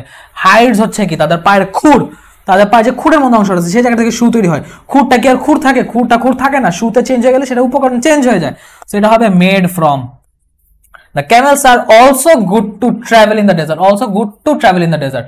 টু কেন লিখলাম? পরের অংশটা দেখো, ভার্বের বেস ফর্ম, যদি ট্রাভেলিং হইতো আইএনজি হইতো, আইএনজি হলে ভার্ব প্লাস আইএনজি হলে সেটার আগে ফর বসে, কিন্তু যখন ভার্বের বেস ফর্ম থাকে সেটার আগে টু বসে, এটাকে বলা হয় ইনফিনিটিভ, এটাকে বলা হয় ইনফিনিটিভ। এই যে পড়ানোর মাঝখানে ছোট ছোট ছোট ছোট ইনফোগুলো দিচ্ছি না, এগুলোই তোমাকে হেল্প করবে, এগুলোই তোমাকে বুঝতে হেল্প করবে, ঠিক আছে? ক্লাস করার এটাই সুবিধা। The camels are also good to travel infinitive, base form আছে, আমি তাই টু বসা দিচ্ছি, আর কোনো দিকে তাকাইনি। The camels are also good to travel in the desert, some people travel the desert with camels, camels এর সাথে তারা ডেজার্ট করে টু মেক এ লিভিং। কেন? মানুষ, কিছু কিছু মানুষ মরুভূমিতে ভ্রমণ করে উটের সাথে তাদের জীবিকার জন্য, কারণ তাদের বেঁচে থাকার জন্য একটা উট দরকার। মরুভূমিতে উট হারা গেছে মানে তুমি মারা গেছো, উট হারা গেছে মানে তুমি আর বাঁচতে পারবে না, এমন একটা অবস্থা। উট এত জরুরি একটা প্রাণী। ওকে, এইবার আসো অ্যাপ্রোপ্রিয়েট প্রিপজিশনস, ঠিক আছে? সো আমরা মোটামুটি ক্লাসের প্রথম যে অংশটা যেটুকু লাইভ গিয়েছিল সেটুকুর মধ্যে কতগুলো রুলস আমরা দেখেছি, কতগুলো ব্যবহার দেখেছি। এখন আমরা কিছু রুলস, কিছু ব্যবহার দেখলাম। এবার হচ্ছে রুলস ব্যবহারের বাইরে কিছু কিছু স্পেসিফিক ক্ষেত্র আছে, যেসব ক্ষেত্রে ওই স্পেসিফিক প্রিপজিশন ছাড়া অন্য যেটাই বসাবো সেটা ভুল হবে, যেমন মেড অফ আর মেড ফ্রম, এরকম কিছু কিছু থাকে যেগুলোর পর স্পেসিফিক্যালি ঠিক ওইটাই বসবে, অন্য কোনোটা বসবে না, সেগুলোকে বলা হয় অ্যাপ্রোপ্রিয়েট প্রিপজিশন। অ্যাপ্রোপ্রিয়েট প্রিপজিশন, ঠিক আছে? সো এরকম অ্যাপ্রোপ্রিয়েট প্রিপজিশনে আমরা কিছু দেখবো। দেখো আজকে তো আসলে সব দেখানো পসিবল না, বা চাইলাম যদি সব নিয়ে আসতে চাই স্লাইডেও জায়গা হবে না, পড়াইতে অনেক টাইম লাগবে, আর এগুলো বইয়ে আছে, ঠিক আছে? সো আমি তোমাকে যেটা করবো, আমি তোমাকে কিছু টেকনিক দেখাই দিব যে অল্প পড়ায় 10 থেকে 12টা প্রিপজিশন মনে রাখার মাধ্যমে তুমি কিভাবে 80, 90, 100টা প্রিপজিশন এই 10টা দিয়ে মনে রাখতে পারবা, এই ট্রিকটা আজকে শিখাবো। প্রথম কেস, হার্মফুল টু মানে ক্ষতিকর। হার্মফুল টু মানে হচ্ছে ক্ষতিকর, ঠিক আছে? আমরা জানি হার্মফুল টু মানে ক্ষতিকর, তো হার্মফুলের পর টু বসছে। এখন হার্মফুল মানে যেহেতু ক্ষতিকর, এই হার্মফুলের জায়গায় হার্মফুলের যতগুলা সিনোনিম আছে সবগুলা বসাবো, সবগুলা আসছে টু বসবে। এই ট্রিকটা একই সাথে তোমাকে সিনোনিম অ্যান্টোনিম স্ট্রং করবে, একই সাথে তোমার অ্যাপ্রোপ্রিয়েট প্রিপজিশন স্ট্রং করবে। মানে বুঝতেছো? Two in one strategy. এই যে harmful to, detrimental 2, pernicious 2, injurious 2, baneful 2, disastrous 2, hurtful 2, সবগুলো লাস্টে 2 বসবে এবং প্রত্যেকটার অর্থ হচ্ছে ক্ষতিকর। প্রত্যেকটার অর্থ হচ্ছে ক্ষতিকর। দেখো এটাতে কি লাভ হইতেছে, তুমি কোন কোন ওয়ার্ডের লাস্টে 2 বসবে তুমি জেনে যাচ্ছ, তোমার 7টা প্রিপোজিশন অ্যাপ্রোপ্রিয়েট প্রিপোজিশন শিখা শেষ। একই সাথে হার্মফুলের আরো 6টা সিনোনিম তুমি জেনে ফেললা। তোমার একটা পড়ার মাধ্যমে 6টা সিনোনিম জানা হইলো, 7টা অ্যাপ্রোপ্রিয়েট প্রিপোজিশন জানা হইলো জাস্ট একটা কেসের মাধ্যমে, জাস্ট কেস 1। বুঝতেছো এটা কত বড় বেনিফিট, এটা কত মানে আমি পার্সোনালি মনে করি খুব ইউজফুল একটা স্ট্র্যাটেজি। হ্যাঁ এটা একটু সময় নিয়ে বানাতে হয়, এই জিনিসটা একটু সময় নিয়ে বুঝতে হয়, বাট স্টিল তুমি এরকম 6-7টা না পারো, 2টা-3টা করে যদি মনে রাখতে পারো, 50টার মধ্যে যদি 2টা-3টা করে মনে রাখো, 3-50-150 হিউজ অ্যামাউন্ট। আর এখান থেকে আমি কয়েকটা দেখা দেবো, এখান থেকে 100-250 আর কি লাগে। কেস 2 লাফ অ্যাট, তুমি লাফের সিনোনিম জানো স্মাইল অ্যাট, তারপর হচ্ছে স্মাইল অ্যাট আরেকটা জানো তুমি হচ্ছে তুমি জানো হচ্ছে মক অ্যাট, মক মানে হচ্ছে কারো বিদ্রুপ করে হাসা, স্মাইল হচ্ছে মুচকি হাসা, ঠিক আছে। সো লাফ তো তুমি জানো, তো তুমি দেখতেছো লাফের পর যখন অ্যাট আছে তোমার সাবকনশিয়াস মাইন্ড তোমাকে বলছে লাফের পর যদি অ্যাট হয় স্মাইলের পরেও অ্যাট, মকের পরেও অ্যাট। এখন আরো কিছু সিনোনিম আমি তোমাকে দেখা দিয়েছি, চাকল মানে হচ্ছে মিচকি হাসা বা খিলখিল করে হাসা, সেটার পরেও অ্যাট বসবে। গ্রিন, স্নিগার, এই দুইটার অর্থই হচ্ছে অট্টহাসি হাসা, ঠিক আছে, মানে পুরো একদম গগন বিদারী হাসি, হো হো করে হাসতেছে, সেগুলোকে গ্রিন বা স্নিকার বলে। স্নিকারও হচ্ছে মানে মোটামুটি হাসা, মানে নর্মাল যেগুলো লাফের মতোই হাসা আর কি, ঠিক আছে। লাফের পর যদি অ্যাট বসে, হাসা অর্থে লাফের যতগুলো সিনোনিম আছে সবগুলোর পর অ্যাট বসবে। কেস 3 দেখো, প্রহিবিট ফ্রম বিরত থাকা, বিরত থাকা, প্রহিবিট ফ্রম বিরত থাকা, এসকেপ ফ্রম বিরত থাকা, তারপর হচ্ছে অ্যাভয়েড ফ্রম বিরত থাকা, এড়িয়ে চলা। আমি কিন্তু এখানে অ্যাভয়েড ফ্রম লিখিনি, স্টিল আমার মাথায় এসে পড়ছে। সো এরকম প্রহিবিটের জায়গায় এরকম বিরত থাকা অর্থাৎ যা যা বসবে সবগুলোর পর ফ্রম হবে। Prohibit from, prevent from, protect from, escape from, desist বিরত থাকা, ফ্রম, ডিফার রিফ্রেইন মানে হচ্ছে সেই জায়গা থেকে সরে থাকা, সেই জায়গা থেকে সরে আসা, ডিবার বা রিফ্রেইন সেখান থেকে সংযুক্ত থেকে আলাদা হয়ে যাওয়া, এই রিফ্রেইন ফ্রম, ডিবার ফ্রম, ঠিক আছে, রিফ্রেইন ফ্রম, ডিবার ফ্রম। তারপর অ্যাবস্টেইন ফ্রম, অ্যাবস্টেইন ফ্রম, অ্যাবস্টেইনটা লাগবে, অ্যাবস্টেইনটা একটু খেয়াল করে, অ্যাবস্টেইনটা বেশি ইম্পর্টেন্ট। প্রহিবিট, প্রিভেন্ট তো প্রোটেক্ট তো বললামই, আসলে এখন সবই ইম্পর্টেন্ট, ডেসিস্ট, ডিবার, রিফ্রেইন একটু কম ইম্পর্টেন্ট আর কি গেল। এবার হচ্ছে আমরা আসি কেস 4 দেখি, beneficial to. Beneficial to, beneficial মানে আমরা জানি উপকারী, সো বেনিফিশিয়াল টু উপকারী। এখন বেনিফিশিয়াল টু উপকারী, বেনিফিশিয়াল জায়গায় আরো যতগুলো আছে উপকারী অর্থ বসবে সবগুলো লাস্টে 2, বেনিফিশিয়াল লাস্টে 2, সবগুলো লাস্টে 2, beneficial 2, lucrative 2, profitable 2, conductive, conductive মানে কন্ডাকশন মানে তো পরিবহন, সো কন্ডাক্টিভ মানে হচ্ছে উপকারী বা একটা উপকার বয়ে আনে, সেই অর্থে বসে কন্ডাক্টিভ। আর ইউজফুল টু, এই যে useful to, beneficial to, useful to, okay. Case 5 look at, তাকানো। লুক অ্যাট, লুক বললে আমাকে সবসময় লুক অ্যাট মি, আমরা কিন্তু লুকের পর অ্যাট সবসময় জানি। এই একটা লুক অ্যাট আমি কি কি মনে রাখতে পারি, লুক অ্যাট তাকানো, পারসিউ অ্যাট তাকানো, কারো দিকে দৃষ্টি মেলে তাকানো, গ্লেয়ার বা আই অ্যাট কারো দিকে চোখ মেলে তাকানো, ঠিক আছে, মানে আমি বই বলছি হঠাৎ তোমাকে ডাক দিলা যে ভাই একটু শুনেন, আমি চোখ মেলে তোমার দিকে তাকালাম যে হ্যাঁ বলো, তো সেই যে চোখ মেলে তাকানো, I glare at, I caught an eye on him, বা কাউকে যাতে তুমি হঠাৎ কারো উপর চোখ আটকে গেল সেটা হচ্ছে গ্লেয়ার বা আই অন হার বা আই অন হিম। ওয়াচ বা সি অ্যাট, এটা হচ্ছে নর্মালি দেখা, সাথে অ্যাট। গেজ এক নজর তাকানো মানে এক ঝলক তাকানো, সেই ঝলকটা গেজ। গ্ল্যান্স এক ঝলক তাকানো, স্টেয়ার অবাক দৃষ্টিতে অপার নয়নে চেয়ে থাকা, একদম এক দৃষ্টিতে তাকিয়ে থাকা, স্টেয়ার। সবগুলার পরই অ্যাট, কারণ সবগুলা মিনিং দিন শেষে হচ্ছে তাকানো বা দেখা, তাকানো বা দেখা, তাকানো বা দেখ, ঠিক আছে। এরপর আসো পরেরটা দেখি, পরেরটা হচ্ছে উইশ ফর। উইশ ফর মানে কি, আগ্রহী বা ইচ্ছুক, কারো কিছু কোনো কিছুর প্রতি ইচ্ছা জমা থাকবে, কোনো কিছুর জন্য সে ইচ্ছুক, সেটা হচ্ছে উইশ ফর। এখন যেটা জন্য তার ইচ্ছা, wish for, interest for, crave for, crave মানে হচ্ছে তীব্র আকাঙ্ক্ষা, ডিজায়ার আকাঙ্ক্ষা, আর্জ কোনো কিছুর পাওয়ার তীব্র অভিলাষ, জিল বা জেস্ট প্রচন্ড আগ্রহ, থার্স্ট কোনো কিছু পাওয়ার যে পিপাসা, কোনো কিছু অর্জন করার যে তৃষ্ণা সেটাকে থার্স্ট, অ্যাসপায়ার প্যাশন, কোনো কিছু প্যাশন আর অ্যাসপায়ার সেম জিনিস, তোমার প্যাশন মানে জানো, সে অর্থে প্রচন্ড আগ্রহ। সবগুলোর পরই ফ্রম বসবে, ঠিক আছে, ও সরি ফ্রম না ফর বসবে, সবগুলোর পরই ফর বসবে। এখানে এটা ভুল হয়েছে, এটা ফর ফ্রম না, এটা ফর হবে। Wish for, crave for, desire for, urge for, zest for, thirst for, এগুলা বসবে, ঠিক আছে। তো এবার আসো আমরা পরেরটা দেখি, পরের কেসটা দেখি। সো পরের কেসে যেটা হচ্ছে সেটা হচ্ছে স্কিলফুল। আচ্ছা স্কিলফুল ইন, ঠিক আছে, স্কিলফুল ইন হচ্ছে দক্ষ, একটু খেয়াল করো, স্কিলফুল ইন, ঠিক আছে, স্কিলফুল ইন দক্ষ। এখন স্কিলফুলের পর যে ইন বসছে, এখন স্কিলফুল বা দক্ষ অর্থে স্কিলফুলের পর যা যা বলবে সবগুলো লাস্টে ইন হবে। Adept in, Android in, proficient in, efficient in, apt in বা ডেপ্ট ইন, অ্যাপ্ট ইন বা ডেপ্ট ইন, ঠিক আছে, অ্যাপ্ট ইন বা ডেপ্ট ইন। তারপর হচ্ছে কম্পিটেন্ট ইন, পারসিস্ট ইন, সবগুলো লাস্টে ইন হবে, সবগুলো লাস্টে ইন হবে, ঠিক আছে, সবগুলো লাস্টে ইন হবে। এখন সবগুলো লাস্টে ইন হবে, আর এই সবগুলোর অর্থই হবে দক্ষ, সবগুলোর অর্থ হবে দক্ষ। এবার আসো case 8, case 9। Restricted two, restricted two মানে সীমিত, রেস্ট্রিক্টেড টু মানে হচ্ছে সীমিত, রেস্ট্রিক্টেড মানে হচ্ছে তোমার সীমিত বা নির্দিষ্ট বা নিষিদ্ধ। তো এখন রেস্ট্রিক্টেড বা লিমিটেড বুঝাইতে রেস্ট্রিক্টেডের মতো যা যা আসবে সবগুলোর অর্থই হবে সীমিত বা নিষিদ্ধ বা পরিমিত, এবং সবগুলোর লাস্টে টু বসবে। Restricted to, confined to, limited to, reduce to, ঠিক আছে, সবগুলো লাস্টে টু বসবে, সবগুলো লাস্টে টু বসবে। শিওর অফ, শিওর অফ মানে হচ্ছে নিশ্চিত, তুমি কোনো কিছুর প্রতি নিশ্চিত যে হ্যাঁ আমি এটার জন্য শিওর, আমি এটাকে কনফার্ম করতে পারি। সাম বলতে পারে I can sure of it, I can ensure of it, I can assure of it, I can convince of it. আবার I can mindful of it, হচ্ছে মাইন্ডফুলের পর অফ বসে না, এই একটা অর্থের কারণে মাইন্ডফুলের পর অফ বসে, নিশ্চিত অর্থে be mindful of your studies বা be mindful of your performance, be mindful of your confidence, okay, সে অর্থে বসে। আজকের লাস্ট কেস, কেস 10। আমি মোটামুটি 10টা কেস নিয়ে আসছি যেন আটলিস্ট বোঝানোর সুবিধার জন্য, এভাবে তোমরা পড়বা, তোমরা পড়লে আর কি তোমরা অল্প কষ্ট অনেক কিছু মনে রাখতে পারবা। 10টা কেসের মধ্যে 100-র মতো প্রিপোজিশন কিন্তু হয়ে গেছে almost. Lack of, lack of মানে ঘাটতি, এইটা কিন্তু সবাই জানো। দেখো রেস্ট্রিক্টেডের পর টু বসবে, শিওরের পর অফ বসবে, স্কিলফুলের পর ইন বসবে, এগুলো তোমরা জানো, ইজি জিনিস। সো এইগুলো জাস্ট জানার মাধ্যমে কিন্তু তোমরা আরো অনেক কিছু, বা এই একটা জানা দিয়ে তোমরা কিন্তু আরো অনেক বেশি জ্ঞান বের করতে পারতেছো। একটা জ্ঞানকে স্কুইজ করে তুমি আরো অনেক বেশি নলেজ গেইন করতে পারতেছো জাস্ট কিছু প্রপার স্ট্র্যাটেজি ফলো করার মাধ্যমে। সো আমি বলবো, আমি সাজেস্ট করবো এই স্ট্র্যাটেজি ফলো করে তোমরাও অ্যাপ্রোপ্রিয়েট প্রিপোজিশন কম সময় শিখতে পারবে। ল্যাক অফ, ল্যাক অফ মানে হচ্ছে ঘাটতি, এবং ল্যাক অফ যখন বলা হয় ল্যাকের পর অলওয়েজ অফ বসে, এটা হচ্ছে অ্যাপ্রোপ্রিয়েট ইউজটা হচ্ছে অফের, ওকে। এখানে অফ ছাড়া অন্য কিছু বসলে ভুল হবে। সো ল্যাকের জায়গায় এখন আমি যা বসাবো, devoid of, shortage of, deprive of, paucity of, destitute of, bereft of, deficiency of, সবগুলাই হচ্ছে ঘাটতিকে বুঝাবে, এবং যেহেতু ঘাটতি অর্থ সেম বুঝাইতেছে সবগুলো লাস্টে অফ বসবে, সেম মিনিং এ, same preposition, same appropriate preposition, সবগুলোর জন্য applicable.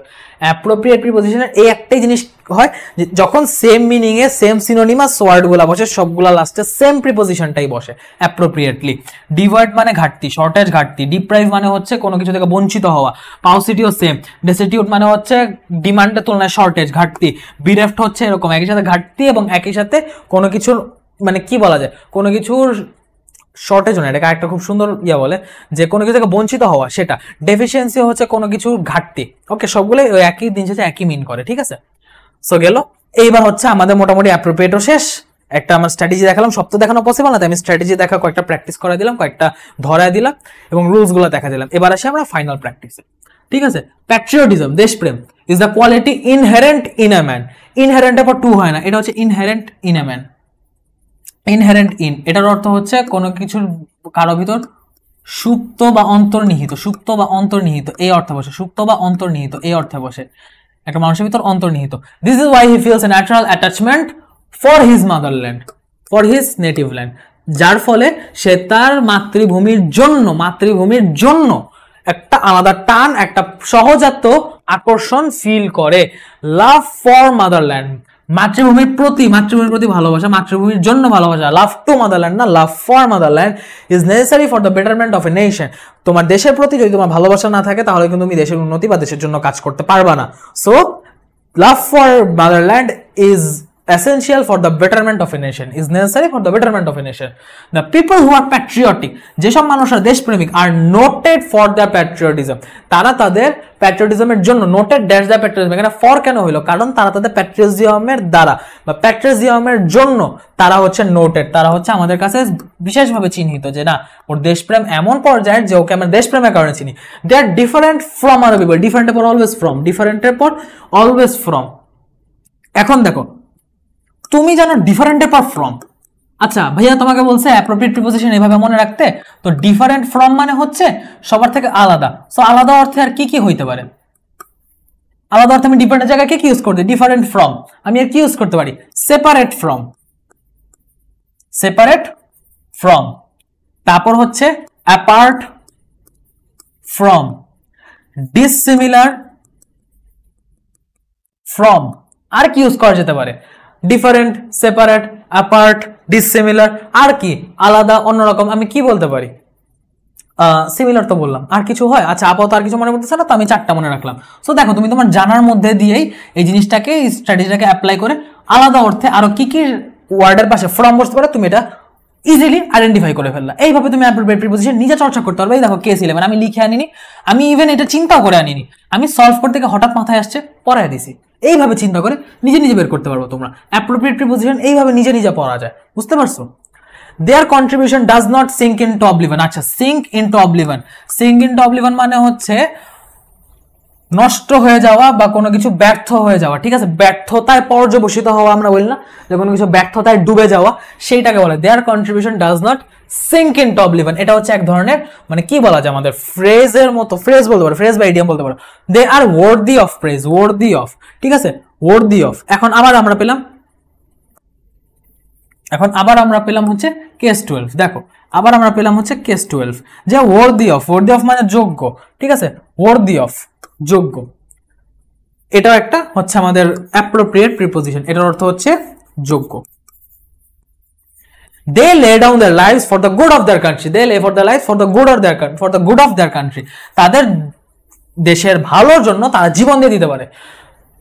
they are not unaware of, they are not unaware of, they are not unaware of their status in the society। আচ্ছা, এইখানে দেখো unaware of মানে unaware এর পর always of বসে, এবং unaware of মানে হচ্ছে অসচেতন। এখন তুমি আবার চিন্তা করলা যে আচ্ছা ভাইয়া যেভাবে বলছে সেভাবে আর একটা কেস 12 বানাই। কিভাবে কেস 12 বানাই? যে unaware of, unaware of ভাইয়া মানে কি বললো? অসচেতন, তাই না? অসচেতন। সো অসচেতনের সাথে আর কি কি হয়? অসচেতন, আনঅ্যাওয়ারের সাথে আর কি কি হইতে পারে? Unaware of. তো আনঅ্যাওয়ারের আরো কিছু সিনোনিম আমি জানি, আনঅ্যাওয়ার অফ, রিলাক্টেন্ট অফ, তারপর হচ্ছে ইগনোরেন্ট অফ, আরেকটা যদি আমি বলি ইগনোরেন্ট অফ, অবহেলা, বা আমি বলতে পারি যে কি বলা যায়, ইনঅ্যাটেন্টিভ অফ হয় না, অ্যাটেন্টিভ এর পর টু বসে, তাই ইনঅ্যাটেন্টিভ এর পর অফ হবে না। তা আমি বলতে পারি লেজি অফ বলা যেতে পারে, বাট লেজি অফটা খাটতে পারে, লেজি অফ হতে পারে, হ্যাঁ লেজি অফ হইতে পারে। So unaware of, reluctant of, inaware of, lazy of, সবগুলো লাস্টে অফ বসবে এবং সবগুলোর অর্থই হবে অসচেতন বা অবহেলা, ঠিক আছে? অসচেতন বা অবহেলা। বা আমি লেজি জায়গায় আরো বলতে পারি ইনসিনসিয়ার অফ, ইনসিনসিয়ার অফ, ইনসিনসিয়ার অফ, তারপর বলতে পারি কেয়ারলেস অফ, কেয়ারলেস অফ, ঠিক আছে? Careless of. বা আমি আরো বলতে পারি, আচ্ছা কেয়ারলেস অফ বলতে পারি, আমি ইররেসপন্সিবল গেলাম না। তো এই পাঁচটা যে আমি বললাম, এই পাঁচটার অর্থে অসচেতন, আমি কিন্তু পড়তে বের করতেছি। সো এইভাবে জিনিসগুলোকে জেনারেট করতে হবে, এইভাবে কিন্তু জিনিসগুলো ইজিলি জেনারেট করা পসিবল যদি একটু খেয়াল করে পড়া হয়। দে আর সেলিব্রেটেড ফর দেয়ার প্যাট্রিয়টিজম, তাদেরকে নিয়ে উৎসব করা হয় তাদের প্যাট্রিয়টিজম, দেশ প্রেমের জন্য। They should not be looked down upon, look ডাউনের পরে আপন বসবে, এটা হচ্ছে আমাদের appropriate preposition. Look down upon মানে হচ্ছে নিচু করে দেখা, নিচু করে দেখা, নিচু বা তুচ্ছ করে দেখা, নিচু বা তুচ্ছ করে দেখা, তুচ্ছ করে দেখা, এটার অর্থ হচ্ছে লুক ডাউন আপন, ঠিক আছে? In any way. সো আশা করি যশোর 19 ক্লিয়ার। আমরা নেক্সটটায় যাই। A teacher is an architect dash a nation, teacher একটা জাতির আর্কিটেক্ট, জাতির আর্কিটেক্ট, জাতি এর, একটা নেশন এর। সো এর অর্থে এখানে অফ বসবে। He plays an important role dash building up an educated nation, একজন টিচার একটা এডুকেটেড বা একজন শিক্ষিত জাতি গড়ে তোলার জন্য খুব ইম্পর্টেন্ট রোল রাখে। So he plays an important role for building a nation হইতে পারে, আবার এখানে ইন বিল্ডিং এ নেশনও হইতে পারে, ঠিক আছে? ফর বা ইন এখানে দুইটাই হইতে পারে। আইএনজি ভার্ব প্লাস আইএনজি জন্য ফর, আর অর্থের দিক দিয়ে ইন, দুইটাই হইতে পারে। হি ডিসপেলস দ্য ডার্কনেস ড্যাশ ইগনোরেন্স, সে অন্ধকার দূর করে। কিসের অন্ধকার দূর করে? মূর্খতার, অজ্ঞতার। তারপর হচ্ছে আমাদের জ্ঞান, আমরা যে জানি না, সে আমাদের নিরক্ষরতার অন্ধকার দূর করে, বা আমাদের অসচেতনতার, ইগনোরেন্স, অন্ধকার দূর করে। from the lot of a nation, ignorance from the lot of a nation, from a nation এর জায়গায় from the lot of a nation, from the lot of মানে হচ্ছে যাদেরকে সে পড়ায় তাদের সবার মধ্যে, তাদের অনেকের মধ্যে থেকে এই ডার্কনেস অফ ইগনোরেন্সটা সে দূর করতে পারে, তার সেই ক্ষমতা আছে। He is an actor so to speak, সে একজন অভিনেতা, সে একজন অভিনেতার মতো যে তার কথা বলতে হয়। কেমন? He is an actor so to speak, এক লাইন দুইবার এসে পড়ছে। He is an actor so to speak, he has to suit his act according to the need of his audience which is in his class, ঠিক আছে?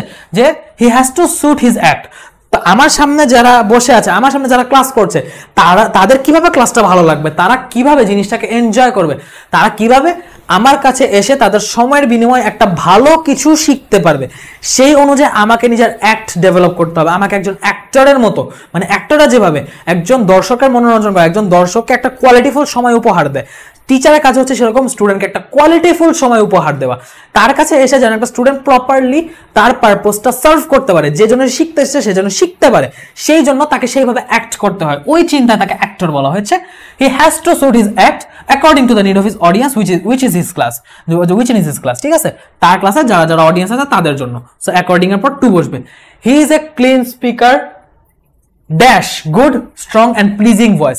সে একজন clear speaker. Clear speaker সাথে good voice কি related না? সে একজন good আর clean ভয়েসের সাথে একজন ক্লিয়ার স্পিকার না? So clear speaker with good pleasant and clear voice which is under his control, which is under বা in his control, যে ভয়েসটা বা যে কথাটা তার কন্ট্রোলে থাকে। অনেক সময় এমন হয় যে আমরা কথা বলার ক্ষেত্রে একটু তোতলাই বা একটু মানে দেখা যায় হেজিটেট করি, বা একটা দেখা যায় ফ্লিমজিনেস আসে, টিচিং করতে গেলে বুঝতে পারবা এই জিনিসটা আসে। সো একজন টিচার হতে গেলে একজন ক্লিয়ার স্পিকার হওয়াটা খুব জরুরি। তুমি ক্লিয়ারলি, তুমি ফ্লুয়েন্টলি বলতে পারতেছো, তোমার সামনে যারা আছে তারা ক্লিয়ারলি স্বচ্ছ পানির মতো তোমাকে বুঝতে পারতেছে, এই কোয়ালিটি তোমার মধ্যে থাকা উচিত, এই কোয়ালিটি তোমার মধ্যে থাকতে হবে তুমি যদি একজন টিচার হিসেবে একজন আর্কিটেক্ট অফ নেশন হইতে চাও, ঠিক আছে? He does not sit motionless in his class. সে তার ক্লাসের মধ্যে স্থির, যে অনেক আছে না, কি থাকে না, যে মনে করো ক্লাসের মধ্যে দেখবা টিচার এমন থাকে কিছু, যে আমাদের সরকারি টিচার, সরকারি ইয়াতে মাঝে মধ্যে দেখবে এরকম দুই একজন টিচার আমি দেখছি, যে আমাদের মানে ছোট ছিলাম তো ওই সময় দেখা যেত আমাদের ছোট ক্লাস ওইরকম মতো টিচার দিত না, কিছু ক্লাস স্যার এসে মানে স্যাররা চুপচাপ বসে থাকতো, তেমন কিছু পড়াইতো না, ছোট ছিলাম কি করবে। তো ওই রকম এই যে ছোট বাচ্চাদের ক্ষেত্রে দেখা যায় অনেক সময় যে বাচ্চারা খেলাধুলা করে, বাচ্চারা পড়ে খেলে, ওদের জন্য ঠিক আছে যে 1 2 3 তে এরকম কিছু টিচার আসে, হালকা পাতলা পড়ে, আবার নর্মালি বসে থাকে। কিন্তু একজন অ্যাকচুয়াল টিচার যারা আর্কিটেক্ট অফ নেশন, তারা কখনো ডাজ নট সিট মোশনলেস, তারা কখনো মোশনলেস বসে না। একজন ইন্টারের টিচার বা একজন এইচএসসি এসএসসি গ্রেডের টিচার কখনো এরকম ক্লাসে এসে বসে থাকবে না, ঠিক আছে? Everybody has something valuable in him, everybody has something valuable in him. প্রত্যেকের ভিতর কিছু না কিছু ভ্যালুয়েবল আছে। Good teacher discover the treasure hidden inside each students. Teacher হিসেবে তার দায়িত্ব হচ্ছে তার সামনে যারা যারা স্টুডেন্টরা বসে আছে তাদের মধ্যে থেকে যোগ্যতাগুলোকে খুঁটে খুঁটে বের করে আনা, খুঁজে খুঁজে তাদের যোগ্যতাগুলোকে শানিত করে তোলা। টিচারের পড়ানো, টিচারের এক্সপ্রেশন, তার কথাবার্তা, তার বডি ল্যাঙ্গুয়েজ, তার সবকিছু এমন হবে যে সে স্টুডেন্টের ভিতরে যে ইনহেরেন্ট কোয়ালিটি আছে সেটা সে জেগে উঠবে। সবার যে এখন এক একজনের এক একটা, কিন্তু তারপরেও দেখা যায় যখন মানুষ ইন্সপায়ার হয়, কাজ করতে যায়, তখন কিন্তু তার ভিতরে যে সুপ্ত প্রতিভা থাকে সেটাই জেগে ওঠে। এই জন্য এক একজন এক এক দিক দিয়ে জিনিয়াস, এক এক দিক দিয়ে মাস্টার হয়, বাট সেই জাগানোর প্রসেসটা তাকে নিয়ে যায় টিচার। বুঝতে পারছো? সো এই টিচারের কাজটাই হচ্ছে discover the treasure hidden inside each student. He also wants the students to be happy, and for this he keeps them busy. সে অবশ্যই চায় যে তার স্টুডেন্টরা হ্যাপি থাকুক। সে also wants students to be happy. সে একই সাথে এটাও চায় যে তার স্টুডেন্টসরা খুশি থাকুক, হাসি খুশি থাকুক, এবং for this he keeps them busy. আচ্ছা, এই জিনিসটা একটু কন্ট্রাডিক্টরি রাখতে পারে। আচ্ছা, খুশি রাখার জন্য বিজি রাখে কিভাবে? বিজি রাখে কিভাবে? মানে ব্যাপারটা একটা এমন যে অলস সময় নষ্ট করে না। এখানে কিপস দেম বিজি বলতে এটা বোঝানো হচ্ছে যে একজন গুড টিচার কখনো অলস সময় নষ্ট করে দেয় না তার স্টুডেন্টকে।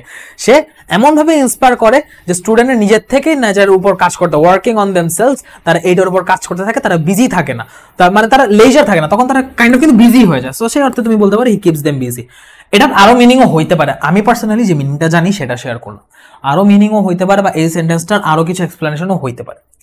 আমি যেটা জানি আমি জাস্ট সেটা শেয়ার করলাম তোমাদের সাথে, অনেস্টলি বলতেছি। Good teacher never hankers after money. একটা টিচার কখনো টাকার পিছে দৌড়ায় না। অনেক সত্য একটা কথা, কারণ টাকার পিছে দৌড়ালে কখনো টিচার হওয়া যায় না। তুমি টাকার পিছে দৌড়ালে তুমি দেখো তুমি খালি টাকার পিছিয়ে ছুটতেছো, ভালো পড়াইতে পারতেছো না। এটা মাঝে মধ্যে হয়, ঠিক আছে? তোমার আগ্রহ, তোমার প্যাশন যেদিকে থাকবে, তুমি যখন সেই প্যাশনের কাজটা করবা, তুমি যে সেই কাজটা প্যাশনের সাথে করতেছো, প্যাশনটা তোমার ফুটে উঠবে। সেই তুমি যদি টিচিংটা প্যাশন থেকে করো, তুমি দেখবা তোমার পড়ানো হবে অন্যরকম, অন্য সবার থেকে একটু আলাদা। হয়তো তুমি সবার মতো ফেমাস না হতে পারো, কিন্তু তারপরও তোমার অ্যাপ্রোচ, তোমার টিচিং স্টাইল, তোমার ক্লাসগুলো অন্যরকম হবে, ঠিক আছে? এটা সবার ক্ষেত্রে বলতেছি। Good teacher never hankers after money, ঠিক আছে? সো এইটা হচ্ছে খুবই সত্য একটা কথা। কখনোই টাকার পিছনে ছুটলে টিচার কেন, ভালো কোনো কিছুই হওয়া যায় না। কারণ টাকার পিছনে ছোট একটা লোভ, আর লোভ কখনো তোমাকে ভালো কিছু এনে দিবে না, ঠিক আছে? সো অনেক নীতি নৈতিকতা কথাবার্তা হইলো ময়মনসিংহ 2022 প্রিপোজিশনের সাথে। সো প্রিপোজিশনের ক্লাসটা তাহলে আমাদের এ পর্যন্তই। শুরু থেকে শেষ পর্যন্ত সবাইকে করার জন্য ধন্যবাদ। আর এটা রেকর্ড করে আপলোড দিতে বেশ দেরি হয়ে গেছে, এজন্য আমি আন্তরিকভাবে দুঃখিত। সো সবাইকে ক্লাসটা করার জন্য আবারও ধন্যবাদ জানাচ্ছি। আর সবাইকে আল্লাহ হাফেজ, আসসালামু আলাইকুম, দেখা হবে আগামী ক্লাসে।